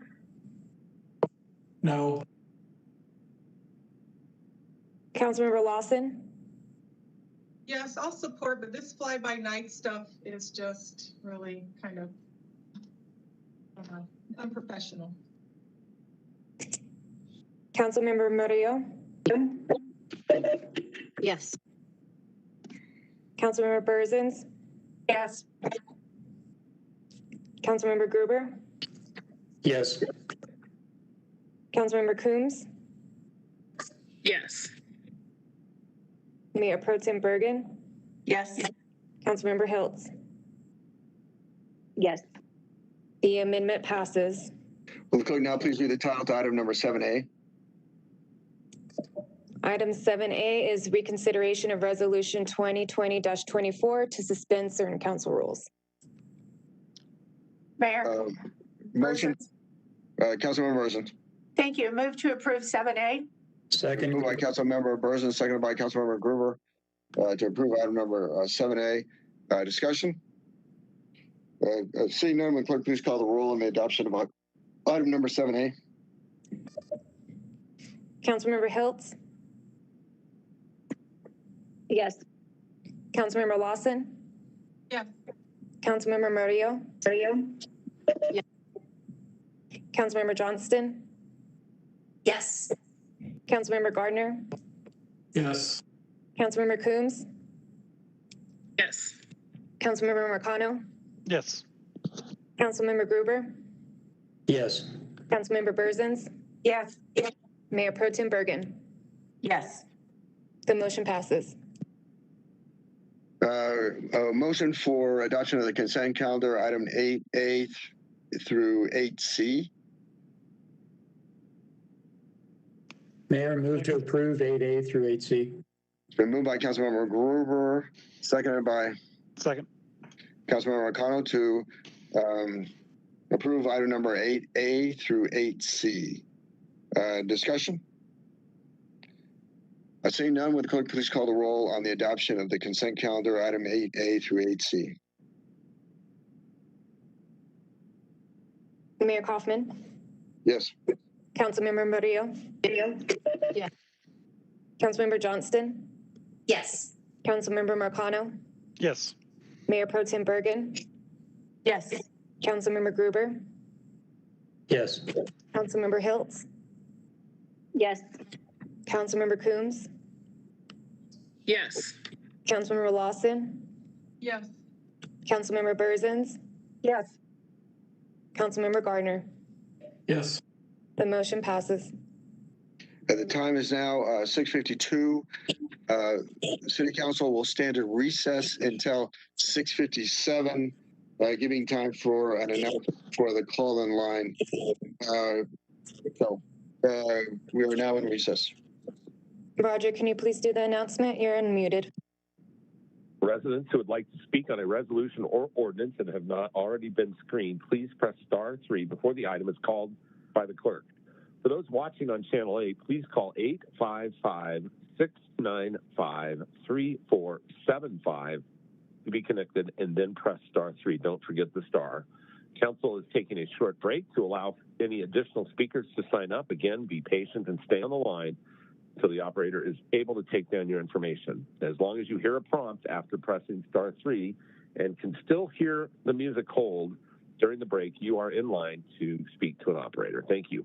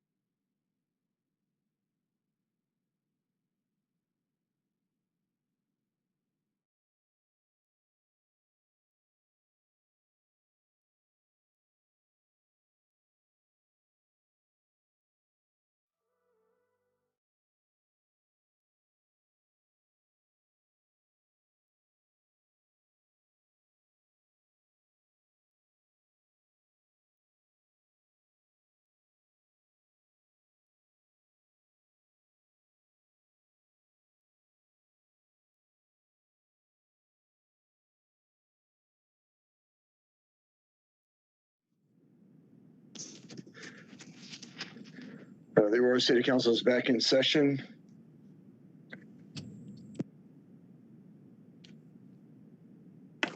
Will the clerk please read the title of item number 9A? Item 9A is Resolution 2021-20, a resolution of the City Council of the City of Aurora, Colorado, approving the First Amendment to the Great Outdoors Colorado Grant Agreement to fund outdoor environmental education and passive recreational programs. Motion. Mayor, move to support 9A. Moved by Councilmember Gruber, seconded by Bergen. Mayor Pro Tem Bergen to approve item number 9A. Commissioner Schuler? Yes. Great Outdoors Colorado has granted Aurora additional funding to continue for an additional 3 years, funding to provide outdoor environmental education to the underserved children of Aurora. It's been a significantly successful program in the last 3 years, and this extension would allow us to continue. Discussion? Seeing none, the question before us is the adoption of item number 9A. Would the clerk please call the roll? Mayor Pro Tem Bergen. Yes. Councilmember Johnston. Yes. Councilmember Murillo. Yes. Councilmember Berzins. Yes. Councilmember Marcano. Yes. Councilmember Coombs. Yes. Councilmember Gardner. Yes. Councilmember Gruber. Yes. Councilmember Hiltz. Yes. Councilmember Lawson. Yes. The motion passes. Will the clerk now please read the title of item number 9B? 9B is Resolution 2021-16, a resolution of the City Council of the City of Aurora, Colorado, expressing the Aurora City Council's strong support of the Colorado General Assembly's proposed 2021 Military Family Open Enrollment in Public Schools, House Bill 21-1217. Motion. Mayor, Dave Gruber. It's moved by Councilmember Gruber, seconded by Johnston. Seconded by Councilmember Johnston to approve item number 9B. Councilmember Gruber. Mayor, thank you for that. This was a request by the garrison commander of Buckley Air Force Base to the city council. What happens when military people are required to move is that those people that are living in the Aurora area have to leave, and it's usually every 2 to 6 years. At the same time, other people are directed by the military to move to Aurora. Those people that are leaving Aurora lose the opportunity to compete for some of the better schools in the lotteries within the different school districts. What this ordinance does, or what this resolution does, is stands in support of an initiative by Representative Ockenfeld and Senator Fields that will allow the incoming people to have the rights of competing for schools in the same way that the people that are leaving have lost the right. I know this is unusual because we typically address these in our FISR where we come up with a motion to support or not. But in this case, given the fact that it is for a military community, given the fact that Buckley Air Force Base has asked for our support on this, I'm bringing this resolution forward. Further discussion? Mayor. Councilmember Gardner. As Councilmember Gruber said, we have a process to bring or to support legislation through our FISR committee. I support the spirit of this resolution, but I don't think this is the right process, so I will not support it. We certainly couldn't handle bringing forward every piece of legislation that we support via resolution, so for that reason, I won't support. Further discussion? Seeing none, the question before us is the adoption of item number 9B. Would the clerk please call the roll? Councilmember Hiltz. Yes. Councilmember Johnston. Yes. Councilmember Marcano. Yes. Councilmember Berzins. Yes. Councilmember Lawson. Yes. Mayor Pro Tem Bergen. Yes. Councilmember Gruber. Yes. Councilmember Murillo? Yes. Councilmember Coombs? Yes. Councilmember Gardner? Yes. The motion passes. As I understand it, Clerk Rodriguez said that we need to take another break. Am I correct in that? Yes, if we could just give the call-in line a few minutes. We don't have to do a 5-minute break, but we need to do another announcement for introduction of ordinances. Time is now 7:05. The City Council will stand at recess till 7:08. Roger, you're unmuted. Thank you. Residents who would like to speak on a resolution or an ordinance that have not already been screened, please press *3 before the item is called by the clerk. If you're watching on Channel 8, please call 855-695-3475 to be connected, and then press *3. Don't forget the star. Council will take a 3-minute break to allow for any speakers to sign up. Again, please be patient and stand on the line until the operator is able to take down your information. As long as you hear the prompt after pressing *3 and can still hear music hold during the break, you are in line to speak to an operator.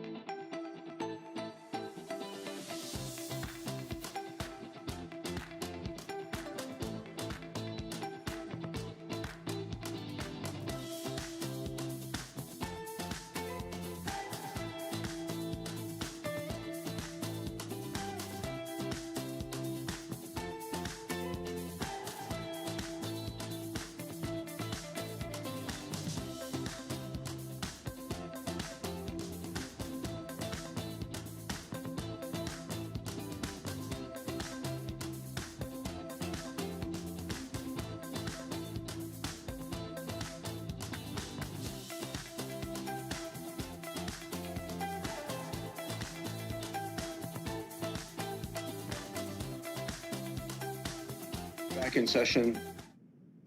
Would the clerk now please read the title to item number 12A? Yes, item 12A is ordinance 2021-11.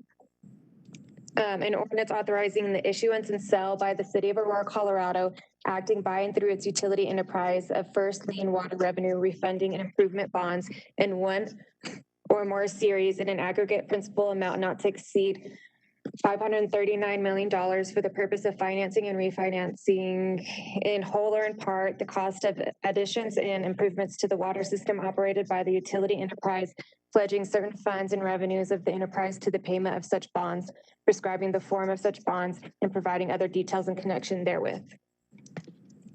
Motion. Mayor Burzins. Councilmember Burzins. Thank you. Move to approve 12A. It's been moved by Councilmember Burzins, seconded by Councilmember Gruber to approve item number 12A. Discussion? Seeing none, would the clerk please call the roll on the adoption of item number 12A? Mayor Pro Tem Bergen? Yes. Councilmember Johnston? Yes. Councilmember Murillo? Yes. Councilmember Burzins? Yes. Councilmember Marcano? Yes. Councilmember Coombs? Yes. Councilmember Gardner? Yes. Councilmember Gruber? Yes. Councilmember Hiltz? Yes. Councilmember Lawson? Yes. The motion passes. Will the clerk now please read the title to item number 12B? Item 12B is ordinance 2021-12, an ordinance authorizing the issuance and sale by the city of Aurora, Colorado, acting by and through its utility enterprise of first lien sewer revenue bonds, SEAM Facility Improvement Project Series 2021 in an aggregate principal amount not to exceed $65 million for the purpose of financing in whole or in part the cost of additions and improvements to the sewer system operated by the utility enterprise, pledging certain funds and revenues of the enterprise to the payment of such bonds, prescribing the form of such bonds, and providing other details in connection therewith. Motion. Mayor Burzins. Councilmember Burzins. Thank you. Move to approve 12B. It's been moved by Councilmember Burzins, seconded by Bergen. Seconded by Mayor Pro Tem Bergen to approve item number 12B. Discussion? Mayor? Mayor Pro Tem Bergen. Yes, and I just, I know this is about the financing, but the Southeast area maintenance facility is much needed. It's been in discussion for years. Even with the recent snowstorm, and we had a lot of people that were upset with the delivery of snow plows in our city. But one of the issues is that we don't have the facilities to maintain some of this equipment. So this will also help so that they're not driving from the very far north part of Aurora to the southeast area. Further discussion? Seeing none, would the clerk please call the roll on the adoption of item number 12B? Councilmember Lawson? Yes. Councilmember Johnston?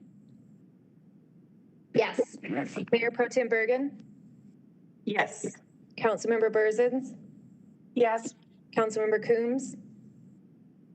Yes. Councilmember Murillo? Yes. Councilmember Gruber? Yes. Councilmember Hiltz? Yes. Councilmember Marcano? Yes. And Councilmember Gardner? Yes.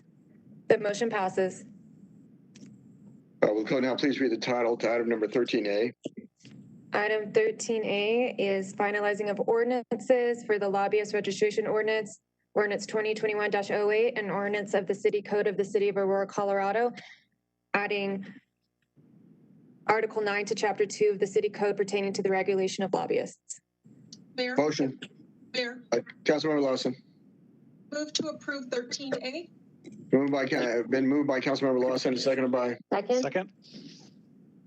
I'm sorry. What? Seconded by Councilmember Johnston.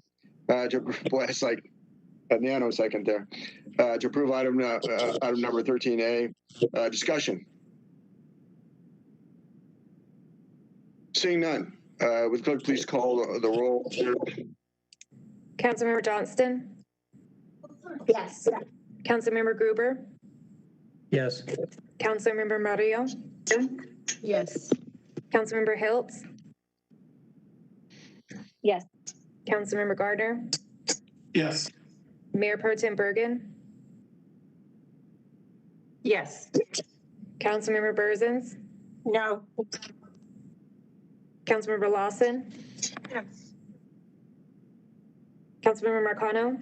Yes. Councilmember Coombs? Yes. The motion passes.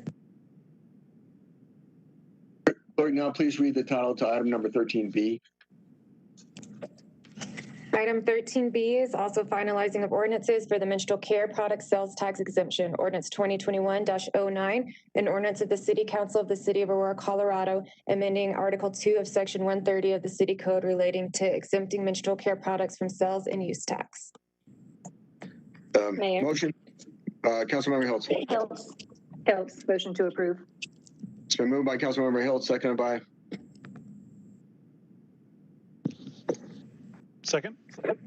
Seconded by Councilmember Marcano to approve item number 13B. Discussion. Seeing none, would the clerk please call the roll on the adoption of item number 13B? Councilmember Lawson? Yes. Councilmember Burzins? Yes. Councilmember Gruber? Yes. Mayor Pro Tem Bergen? Yes. Councilmember Coombs? Yes. Councilmember Gardner?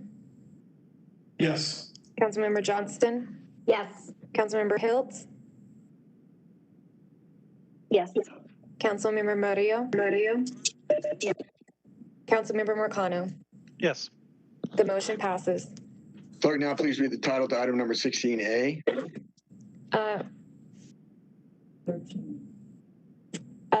I think there's 13C still, Mayor. Oh, I'm sorry. Ugh. Will clerk now please read the title item number 13C. Item 13C is a finalizing of the ordinance for temporary caps on fees for food delivery, ordinance 2021-10, for an ordinance of the City Council of the City of Aurora, Colorado, amending Chapter 26, adding Article 3, referred to as temporary caps on fees for food delivery and other related matters. Motion. Mayor, Councilmember Gardner.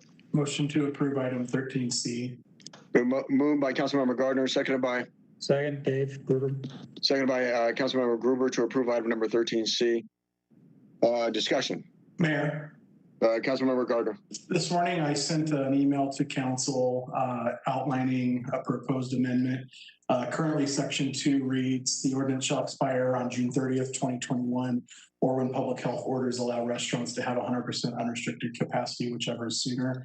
And I would like to offer a friendly amendment that reads, this ordinance shall expire on May 15th, 2021, or when public health orders allow restaurants to have 100% unrestricted capacity, whichever is sooner. Just want to briefly explain my reasoning for the change. One of the things when I first brought back this extension was the speed of the vaccine rollout, and just within the last 2 weeks, that process has sped up quite a bit. And in fact, our governor has announced that as of May 1st, all adults in Colorado will be eligible to use to receive the vaccine if they want to. And the other piece was this was really meant as a temporary cap to get us through the cold weather months, and so I think combined with both the rollout of the vaccine and by May 15th, while it still can snow in Colorado, we're basically out of the cold weather.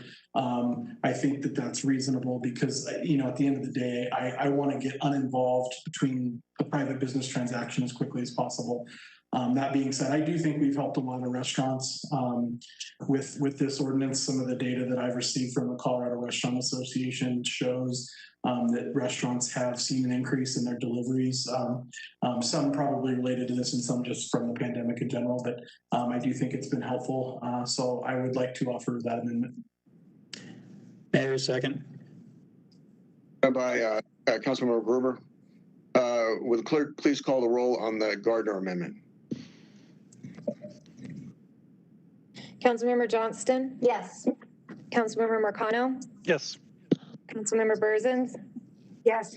Mayor Pro Tem Bergen? Yes. Councilmember Lawson? Yeah. Councilmember Hiltz? Yes. Councilmember Coombs? Yes. Councilmember Gruber? Yes. Councilmember Gardner? Yes. And Councilmember Murillo? Yes. The motion passes. The further discussion to item number 13C as amended. Seeing none, will the clerk please call the roll on the adoption of item number 13C as amended? Mayor, I thought that we just did the vote for it as amended. No, I don't think you can't do both at the same time. Even though it's a friendly, it's a friendly amendment, it still has to be voted on. Is that correct, City Attorney? That is correct. Okay. Councilmember Lawson? Yes. Councilmember Coombs? Yes. Mayor Pro Tem Bergen? Yes. Councilmember Gruber? Yes. Councilmember Hiltz? Yes. Councilmember Johnston? Yes. Councilmember Marcano? Yes. Councilmember Gardner? Yes. Councilmember Berzins? Yes. Councilmember Murillo? Yes. Item 13C passes with the amendment. Will the clerk please read the title of item number 16A? Item 16A is reconsideration of Resolution 2020-22, review of the powers granted to the city manager by Resolution 2020-22. Motion. Mayor Burzens. Councilmember Burzens. Thank you. Move to approve 16A. Second. Sorry, who's second? Second by Councilmember Johnson. Sure. Correct. Well, who did the second? Give it to Marcano, please. Okay, Councilmember Marcano. Been moved by Councilmember Burzens, seconded by Councilmember Marcano to adopt item number 16A. Discussion. Seeing none, will the clerk please call the roll on the adoption of item number 16A? Councilmember Murillo. Councilmember Johnston. Yes. Councilmember Coombs. Yes. Councilmember Gruber. Yes. Councilmember Lawson.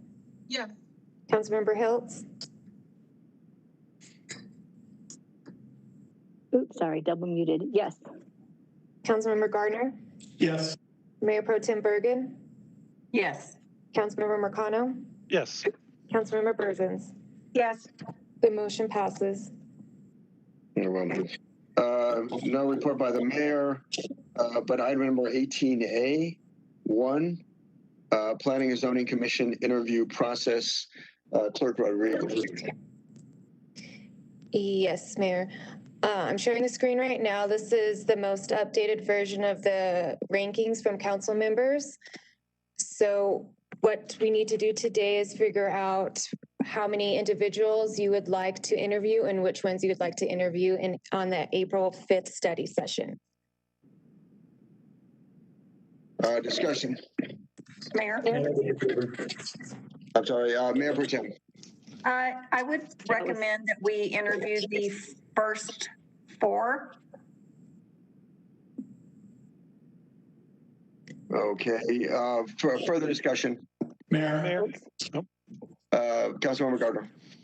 So I had sent out an email last night, and I know there was another going around as well, but I think the instructions were pretty clear for council to vote or to rank all 7. It said to list all 7 in order of your preference. It didn't say whether or not you wanted to interview a candidate, but it did say to rank all 7 from 1 to 7. And only a few council members, myself included, followed those instructions. And so I feel like we should have an opportunity to resubmit our rankings if we do not have to rank all 7. I can see at least one individual on here that probably would be lower on this list if they didn't receive my vote. Further discussion. Yes, Mayor? Mayor Pro Tem. It did say your preferred ranking. We've never, been instructed that we must rank exactly that way, but I can appreciate Councilmember Gardner's comment, and I don't know if we're leading to revoting or redoing the ranking.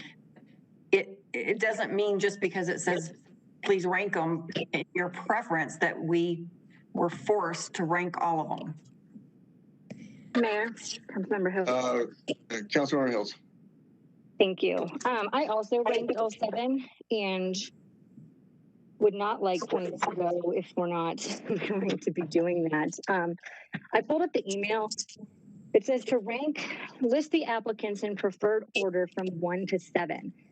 So to me, that means you rank your preferred order of all applicants from 1 to 7. So if that's not going to be the same, that's fine. I just think we should all have a consistent number of people that we rank so that the weighted totals are fair and correct. Mayor, may I say something? I'm sorry, Councilmember. This is City Clerk. Maria. Councilmember, I'm sorry, Clerk Rodriguez.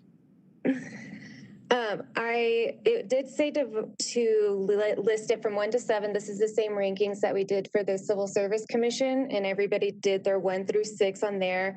And I just wanted to let you guys know this is also just to get a general idea or consensus of who council would like to interview. So just because these people are on the top doesn't mean that you have to choose those individuals to interview. Mayor. I'm sorry. I think it's Hiltz.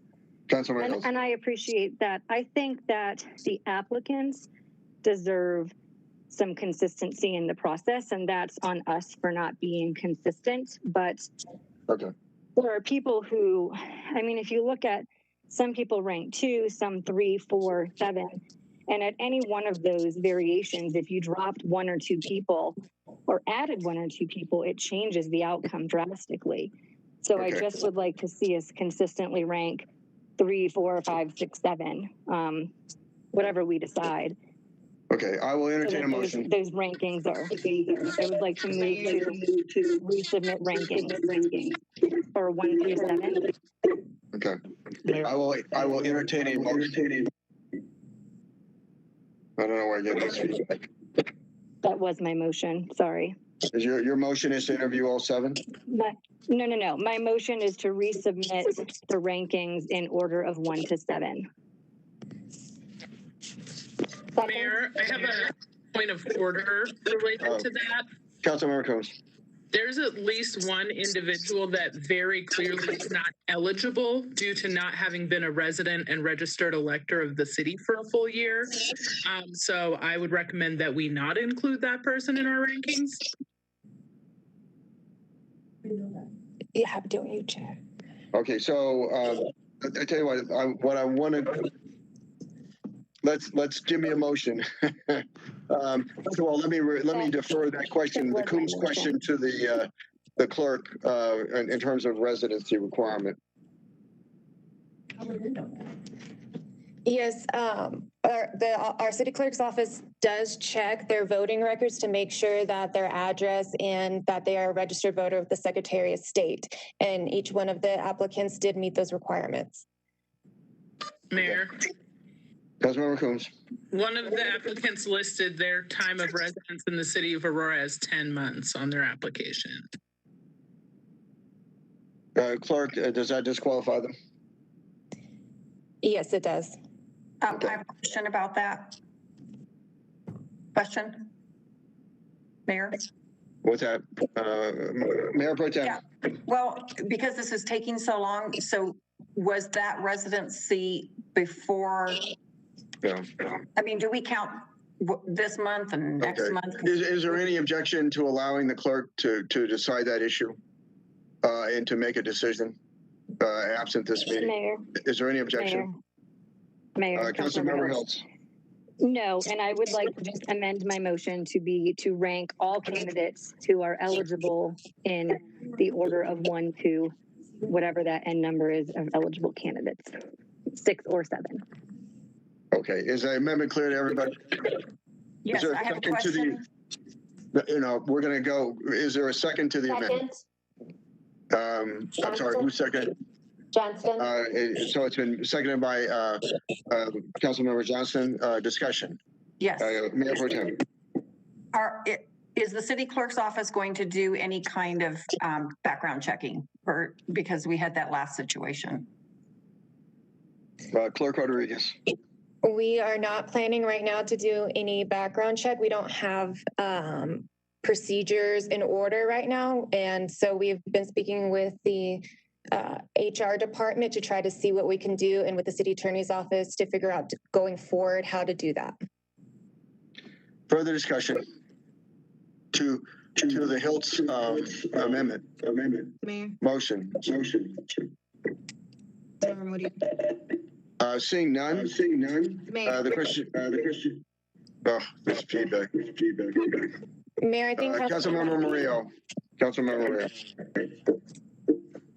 And as I speak, my dog is in the background. Apologies. I just wanted to say that I'm okay with switching it up. But my understanding is that we followed that kind of council member prerogative process for a long time now. I recall former council member Richardson voting for one person at a prior meeting, a couple years ago, and myself being surprised, and the onus being on myself to clarify that process. So I'm okay if the majority of council wants to kind of reevaluate that. But I just wanted to clarify that I had a different understanding of the process, but I'm all for clarity. Further discussion. Berzins. Councilmember Berzins. Thank you. And I'm glad you brought that up, Councilmember Murillo. It has always been council prerogative whether you vote for one or vote for, or rank 4, 5, 6, 7. It's council's prerogative. We've never been forced to vote to rank all of them. Never, ever. So this would be starting something that is really taking away council prerogative, and we're the elected. So, I don't support this. And getting to the point of not having background checks on these folks, boy, I just don't want to get into what if somebody lied on an application.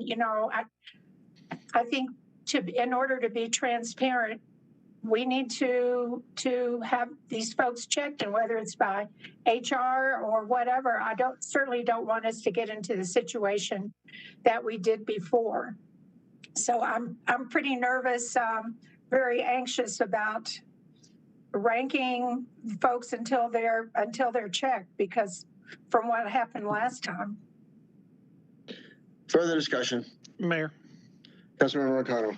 Thank you, sir. I would also like to add that a couple of things here, I guess. So first, on the actual ranking form, it just says to please use the below form to rank your top choices. So I interpreted that as just the people who we would want to consider, and not necessarily considering everyone on our list. And second, I noticed that this list has 7 choices. The previous one that we received had 6. So I would like to see some kind of consistency between our forms in this whole process. I think this might be a good subject for Rules Committee in the future. So I just wanted to throw that out there. Thank you. Further discussion. Yes, Mayor. Mayor Pro Tem. Yes, and I agree with Councilmember Marcano that this should be discussed at Rules Committee. And again, as previously said, we have never been forced to rank, even if the instructions say so. There's been plenty of times when other people have done just one choice. And here's the deal. If you're forced to rank someone that you may not even consider, viable for that position. So I think it takes away your discretion. I don't like the process. Further discussion. Mayor. I'm sorry. Johnson. Councilmember Johnson. I think it's obvious that we had different interpretations on this. I did do all 7. I've done that, I think. I can say every time we've had that, including the first one soon after I was elected with the IRB. And I remember thinking there might even be only one person that I want on this. So I think it's important to have this amendment, because specifically thing that's looking at this, it really skews the results if we're not all on the same page. It's okay if we have different interpretations, we'll move forward, but supporting Councilmember Hiltz's amendment so we have a consistent system and we're doing the same process. Mayor. Further discussion. Councilmember Gardner. So I know this seems kind of silly that we're spending so much time talking about this, and nobody's asking anyone to vote for candidates. They will be asked to rank them in order of their preference from 1 to 7. But why that's important is because when we use weighted rankings, if one council member only selects one person and then other council members select multiple, that throws off the weighting system. So that's why it's important for us to all use a consistent ranking system. Further discussion. Mayor. Councilmember Versus. Thank you. I hear what you're saying, Councilmember Gardner, but how is this? How do the people get the votes?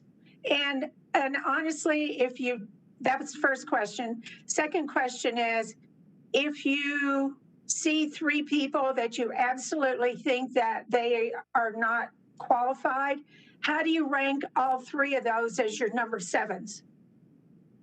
Because you're still giving them a number to be interviewed. So that's my second question, I guess. Katie, how are you assigning them the numbers? If I tell you that John Smith is my number 1 choice, what number does he get? And can you go on down? Yes, and in that instance, if John Smith was your first choice, there's seven names being named, so they would get a ranking of 7. And the second choice would get 6, their third choice would get 5th, and so on until you get into number 1 to 1 point. Okay, so how would I rank 3 people 0? I don't want to interview. I don't think that they're qualified. How would I tell you that?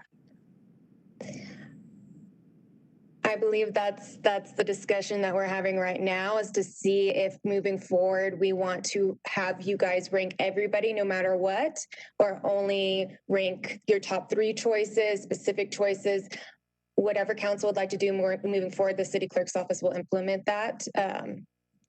So it's up to the city council how they would like to do that moving forward. Further discussion. Mayor? Mayor Pro Tem. Yeah, I think if I remember correctly, we've done it a couple different ways. I think we've done where just give your top 4, and not done the ranking before as well in the past. So I obviously it needs to go to rules because we need to come up with a solution. Further discussion. Seeing none. I would just like to be some consistency. It's okay, Councilor. It's math. Whether that's 3, 5, 6, 7, I'm really not worried about that. I just would like to see some consistency so that the rankings work the way that they're intended to work. And if some people don't want to vote for 3 people, then I guess that means that we all wanted to vote for all 6 civil service candidates because we all filled out all 6 according to the city clerk. So I guess whichever. This is bonkers. Councilmember Coons. So on that point, we ranked six out of 24 for the Civil Service Commission for 2 spots. So I think, back to Councilmember Marcano's point, I think we should just have an established number of candidates that we rank, regardless of how many applicants there are. So that if there are a significant number of candidates that folks don't feel are qualified or that they're not interested in interviewing, that there's that opportunity to just say, I'm not interested in interviewing this person, which when we rank every candidate, we don't have the opportunity to express that lack of interest. That being said, we have to figure out what to do about this particular situation. So I don't really support re-ranking because I want us to get this dealt with. I think given this imperfect situation, I would prefer to move forward with figuring out who we're going to interview. Okay, question before us is the Hiltz amendment. I'm sorry, the Hiltz motion. Is there further discussion? Seeing none, will the clerk please call the roll on the Hiltz amendment to item number 8A1, Hiltz motion. Okay, for item 18A1, Mayor Kaufman? Yes. Councilmember Marcano? No. Councilmember Berzins? Could it be restated, please? The amendment would be. I'm sorry, go ahead. Oh, sorry. The amendment would be to rank the same number of candidates for all council members. The question in this, out of these 7 or forever? Out of these 7. Just out of these 7. Wouldn't that require us to go back and re-rank? Yes. Okay, no. I will say that I asked to re-rank yesterday, but was not able to get a response, and so did Councilmember Gardner. So that's why we are where we are now. Okay, I vote no because I don't want to go back and re-rank. Councilmember Lawson? Yes. Councilmember Gardner? Yes. Councilmember Murillo?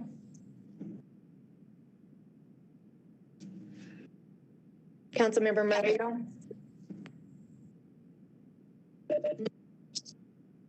Mayor Pro Tem Bergen?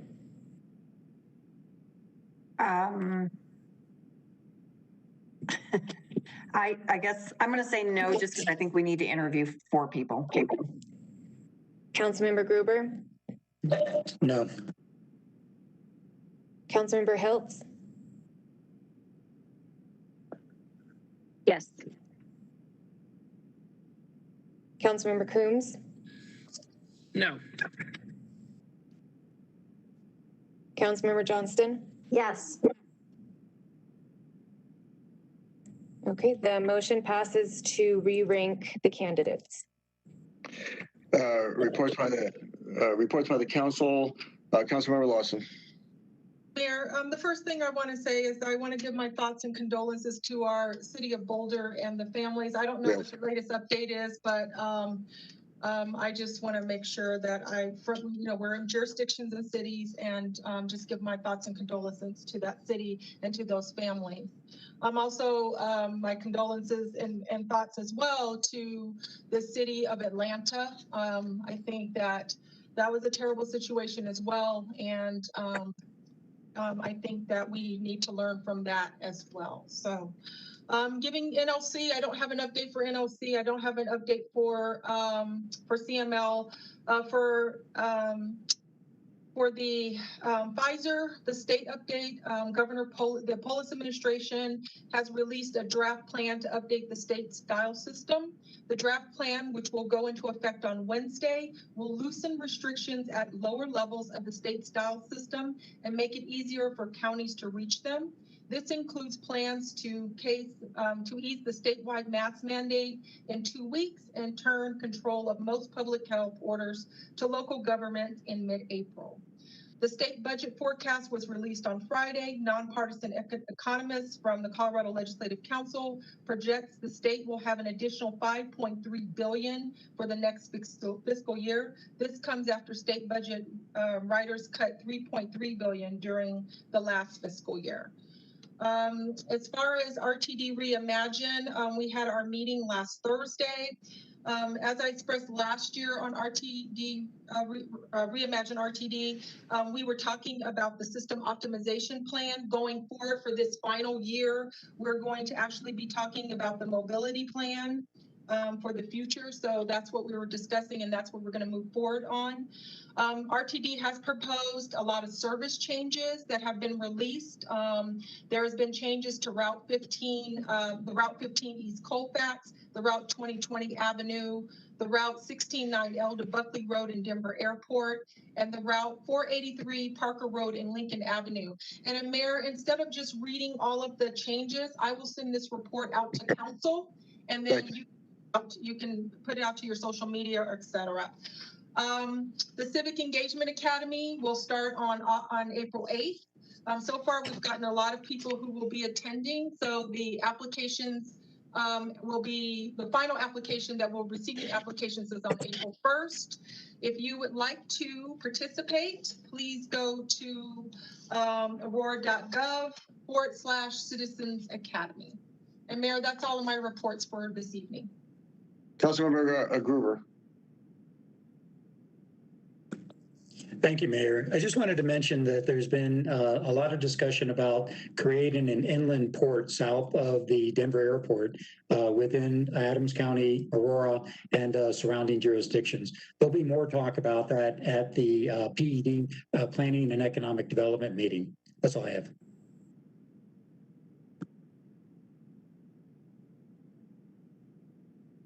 Councilmember Hiltz. Thank you. I also want to express my condolences. I also haven't heard the latest updates. I believe it was multiple killed, including an officer, and want to send my condolences to all who were involved. Other than that, I have no report. Thank you.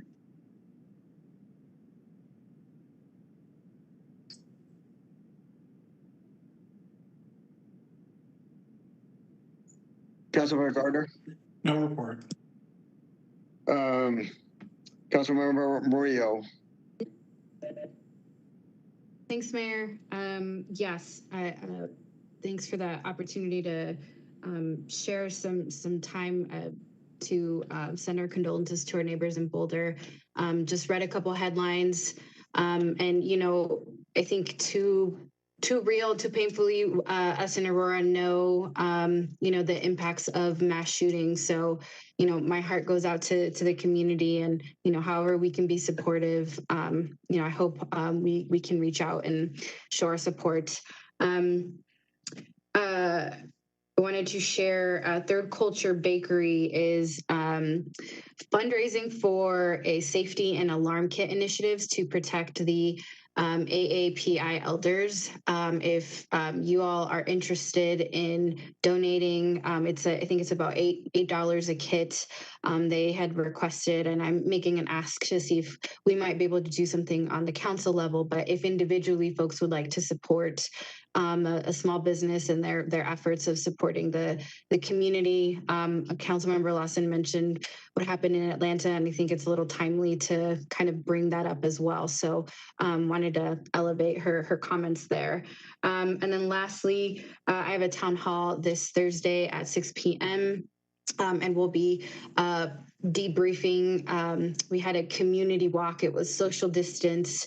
And we had our PAR officer walk some high crime areas in the neighborhood, just to create some positive space. COVID's created a void of people. And so it's attracted some unwanted attention. And so we wanted to support community members and feel like they had a say in the direction of their community and felt safe walking around. So I hope to continue that on a monthly or biweekly basis as we start getting folks vaccinated and people back out into the community.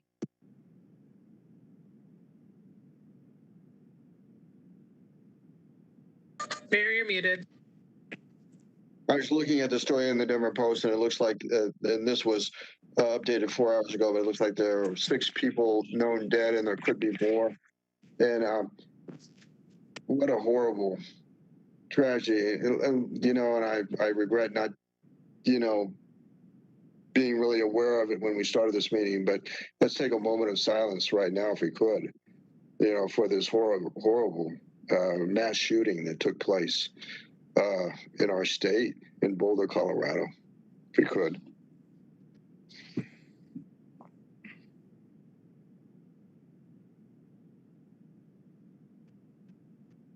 Thank you. Councilmember Johnston. Thank you. Thank you, Mayor, for acknowledging that and in a moment of silence. I was going to give an update on ordinances, and like you said, at least 6 were killed, including a police officer, and we from Aurora know from personal experience a lot of those communities, and we're here to support. I also want to repeat what Councilmember Lawson said with the city of Atlanta. The crimes that have happened. In fact, I read in the Wall Street Journal, there's been an increase of over 149% in Asian crimes in major cities, more than a dozen: LA, Boston, Seattle, in the United States. And definitely want to send my condolences for our Atlanta community, but also supporting our Asian community here. Besides that, nothing to report.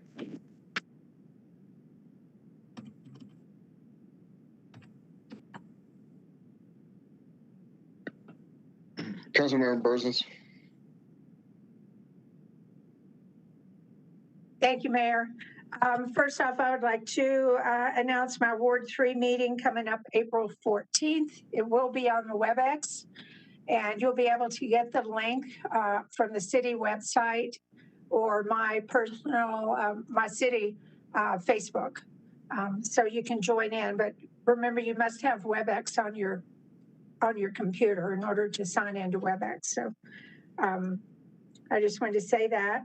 I attended the National League of Cities virtual meeting. I am on 3 national committees: public safety, military communities, and large cities. And I did attend all 3 of those. And if we had more time, I'd give you a rundown on what we discussed, but it was very interesting. I'm a big advocate of National League of Cities because we do come in from all over the country and share ideas and have good speakers on how to make our cities better. And as was said, you know, I want to send my condolences to Boulder and Atlanta. Seems like we've had so much pain and tragedy recently that it's just hard to get through. So my hearts go out for them. The 6 who died in Boulder, one of them being an officer, and so I'll just pray for recovery for the families and hope no one else passes. So that's all I have. Thank you. Councilmember Marcano. Thank you, Mayor. I just want to echo a lot of what my colleagues have already said. I want to send my heartfelt condolences out to the families, friends, and loved ones of everyone impacted by the senseless barbarism in Boulder this evening. And sadly, this is a kind of tragedy that's uniquely American and one that we know way too well here in Colorado. And it doesn't have to be this way. I'll provide as quick an update as I can here from the Arapahoe County Transportation Forum. So we did meet to discuss how to allocate another $7.3 million in COVID funding from DRCOG towards projects on the Transportation Forum's TIP project list.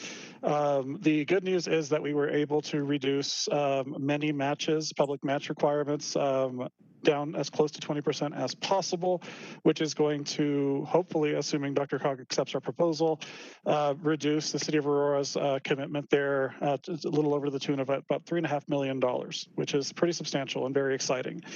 So I'll keep you all posted on how that turns out.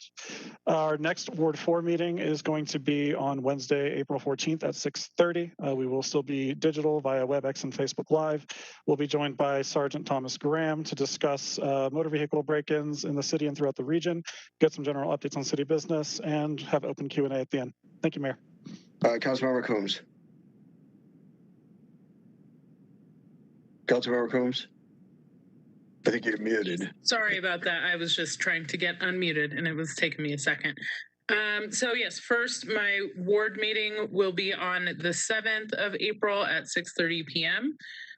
Also, this last weekend, we did have a vaccine clinic at the Stampede for Heather Gardens residents, and we were able to vaccinate almost 600 folks for their first shot, and then we'll have a second shot clinic at the Stampede again. And I know that the city plans to continue working with Colorado Primary Care and the Stampede and CDPHE to get more vaccine sites there at the Stampede, which will be advertised moving forward. And I know Colorado Primary Care Clinic has done a lot. We also had a number of volunteers, including folks from University of Colorado. So thank you to everyone for working so incredibly hard and making that come off so successfully. And then as far as committee reports, sorry, it's one of those weeks where all of my committees met, except for tomorrow, Mile High Behavioral Health Care board meeting, or it's the Mile High Behavioral Health Care board meeting. So I'll have updates later on that, though I am also on the Miracles Fashion Show committee this year. So we're going to be doing fundraising for that program, which serves women overcoming addiction. The Cherry Creek Basin Water Quality Authority approved a wetland harvesting program, which is to get nutrients that are leading to proliferation of algae and other microorganisms within the reservoir, to get those nutrients out to help limit that pollution that we're seeing in the reservoir. And then Visit Aurora will be presenting their 2021 marketing plan to the city this week, and it is showing a return of group marketing, group sales. So we are getting more groups back into our city hotels as we're getting into 2021 and beyond. DRCOG had public hearings on the regional transportation plan, as well as the 2022 through 2025 TIP plan. And I think that's all of them for now. So thank you. And of course, also wanting to acknowledge the tragedies that happened in both Boulder and Atlanta. This senseless loss of life is really disturbing, and I hope that we can collectively do more to intervene in all of the causes of these tragedies that we have become far too accustomed to. Yeah. Mayor Pro Tem Bergen.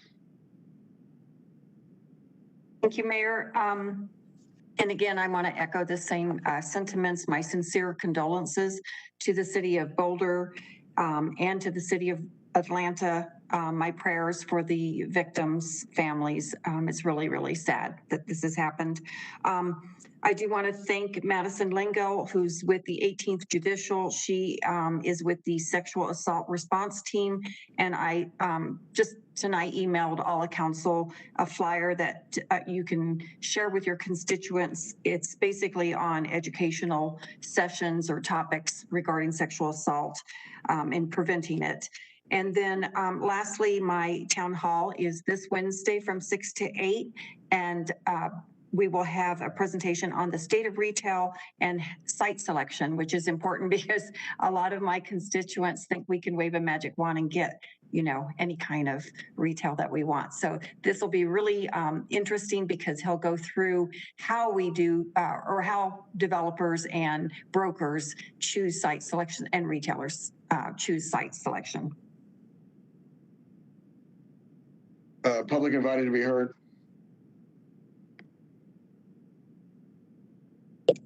There is nobody in the queue for public invited to be heard. Then we are adjourned. Thank you, everybody.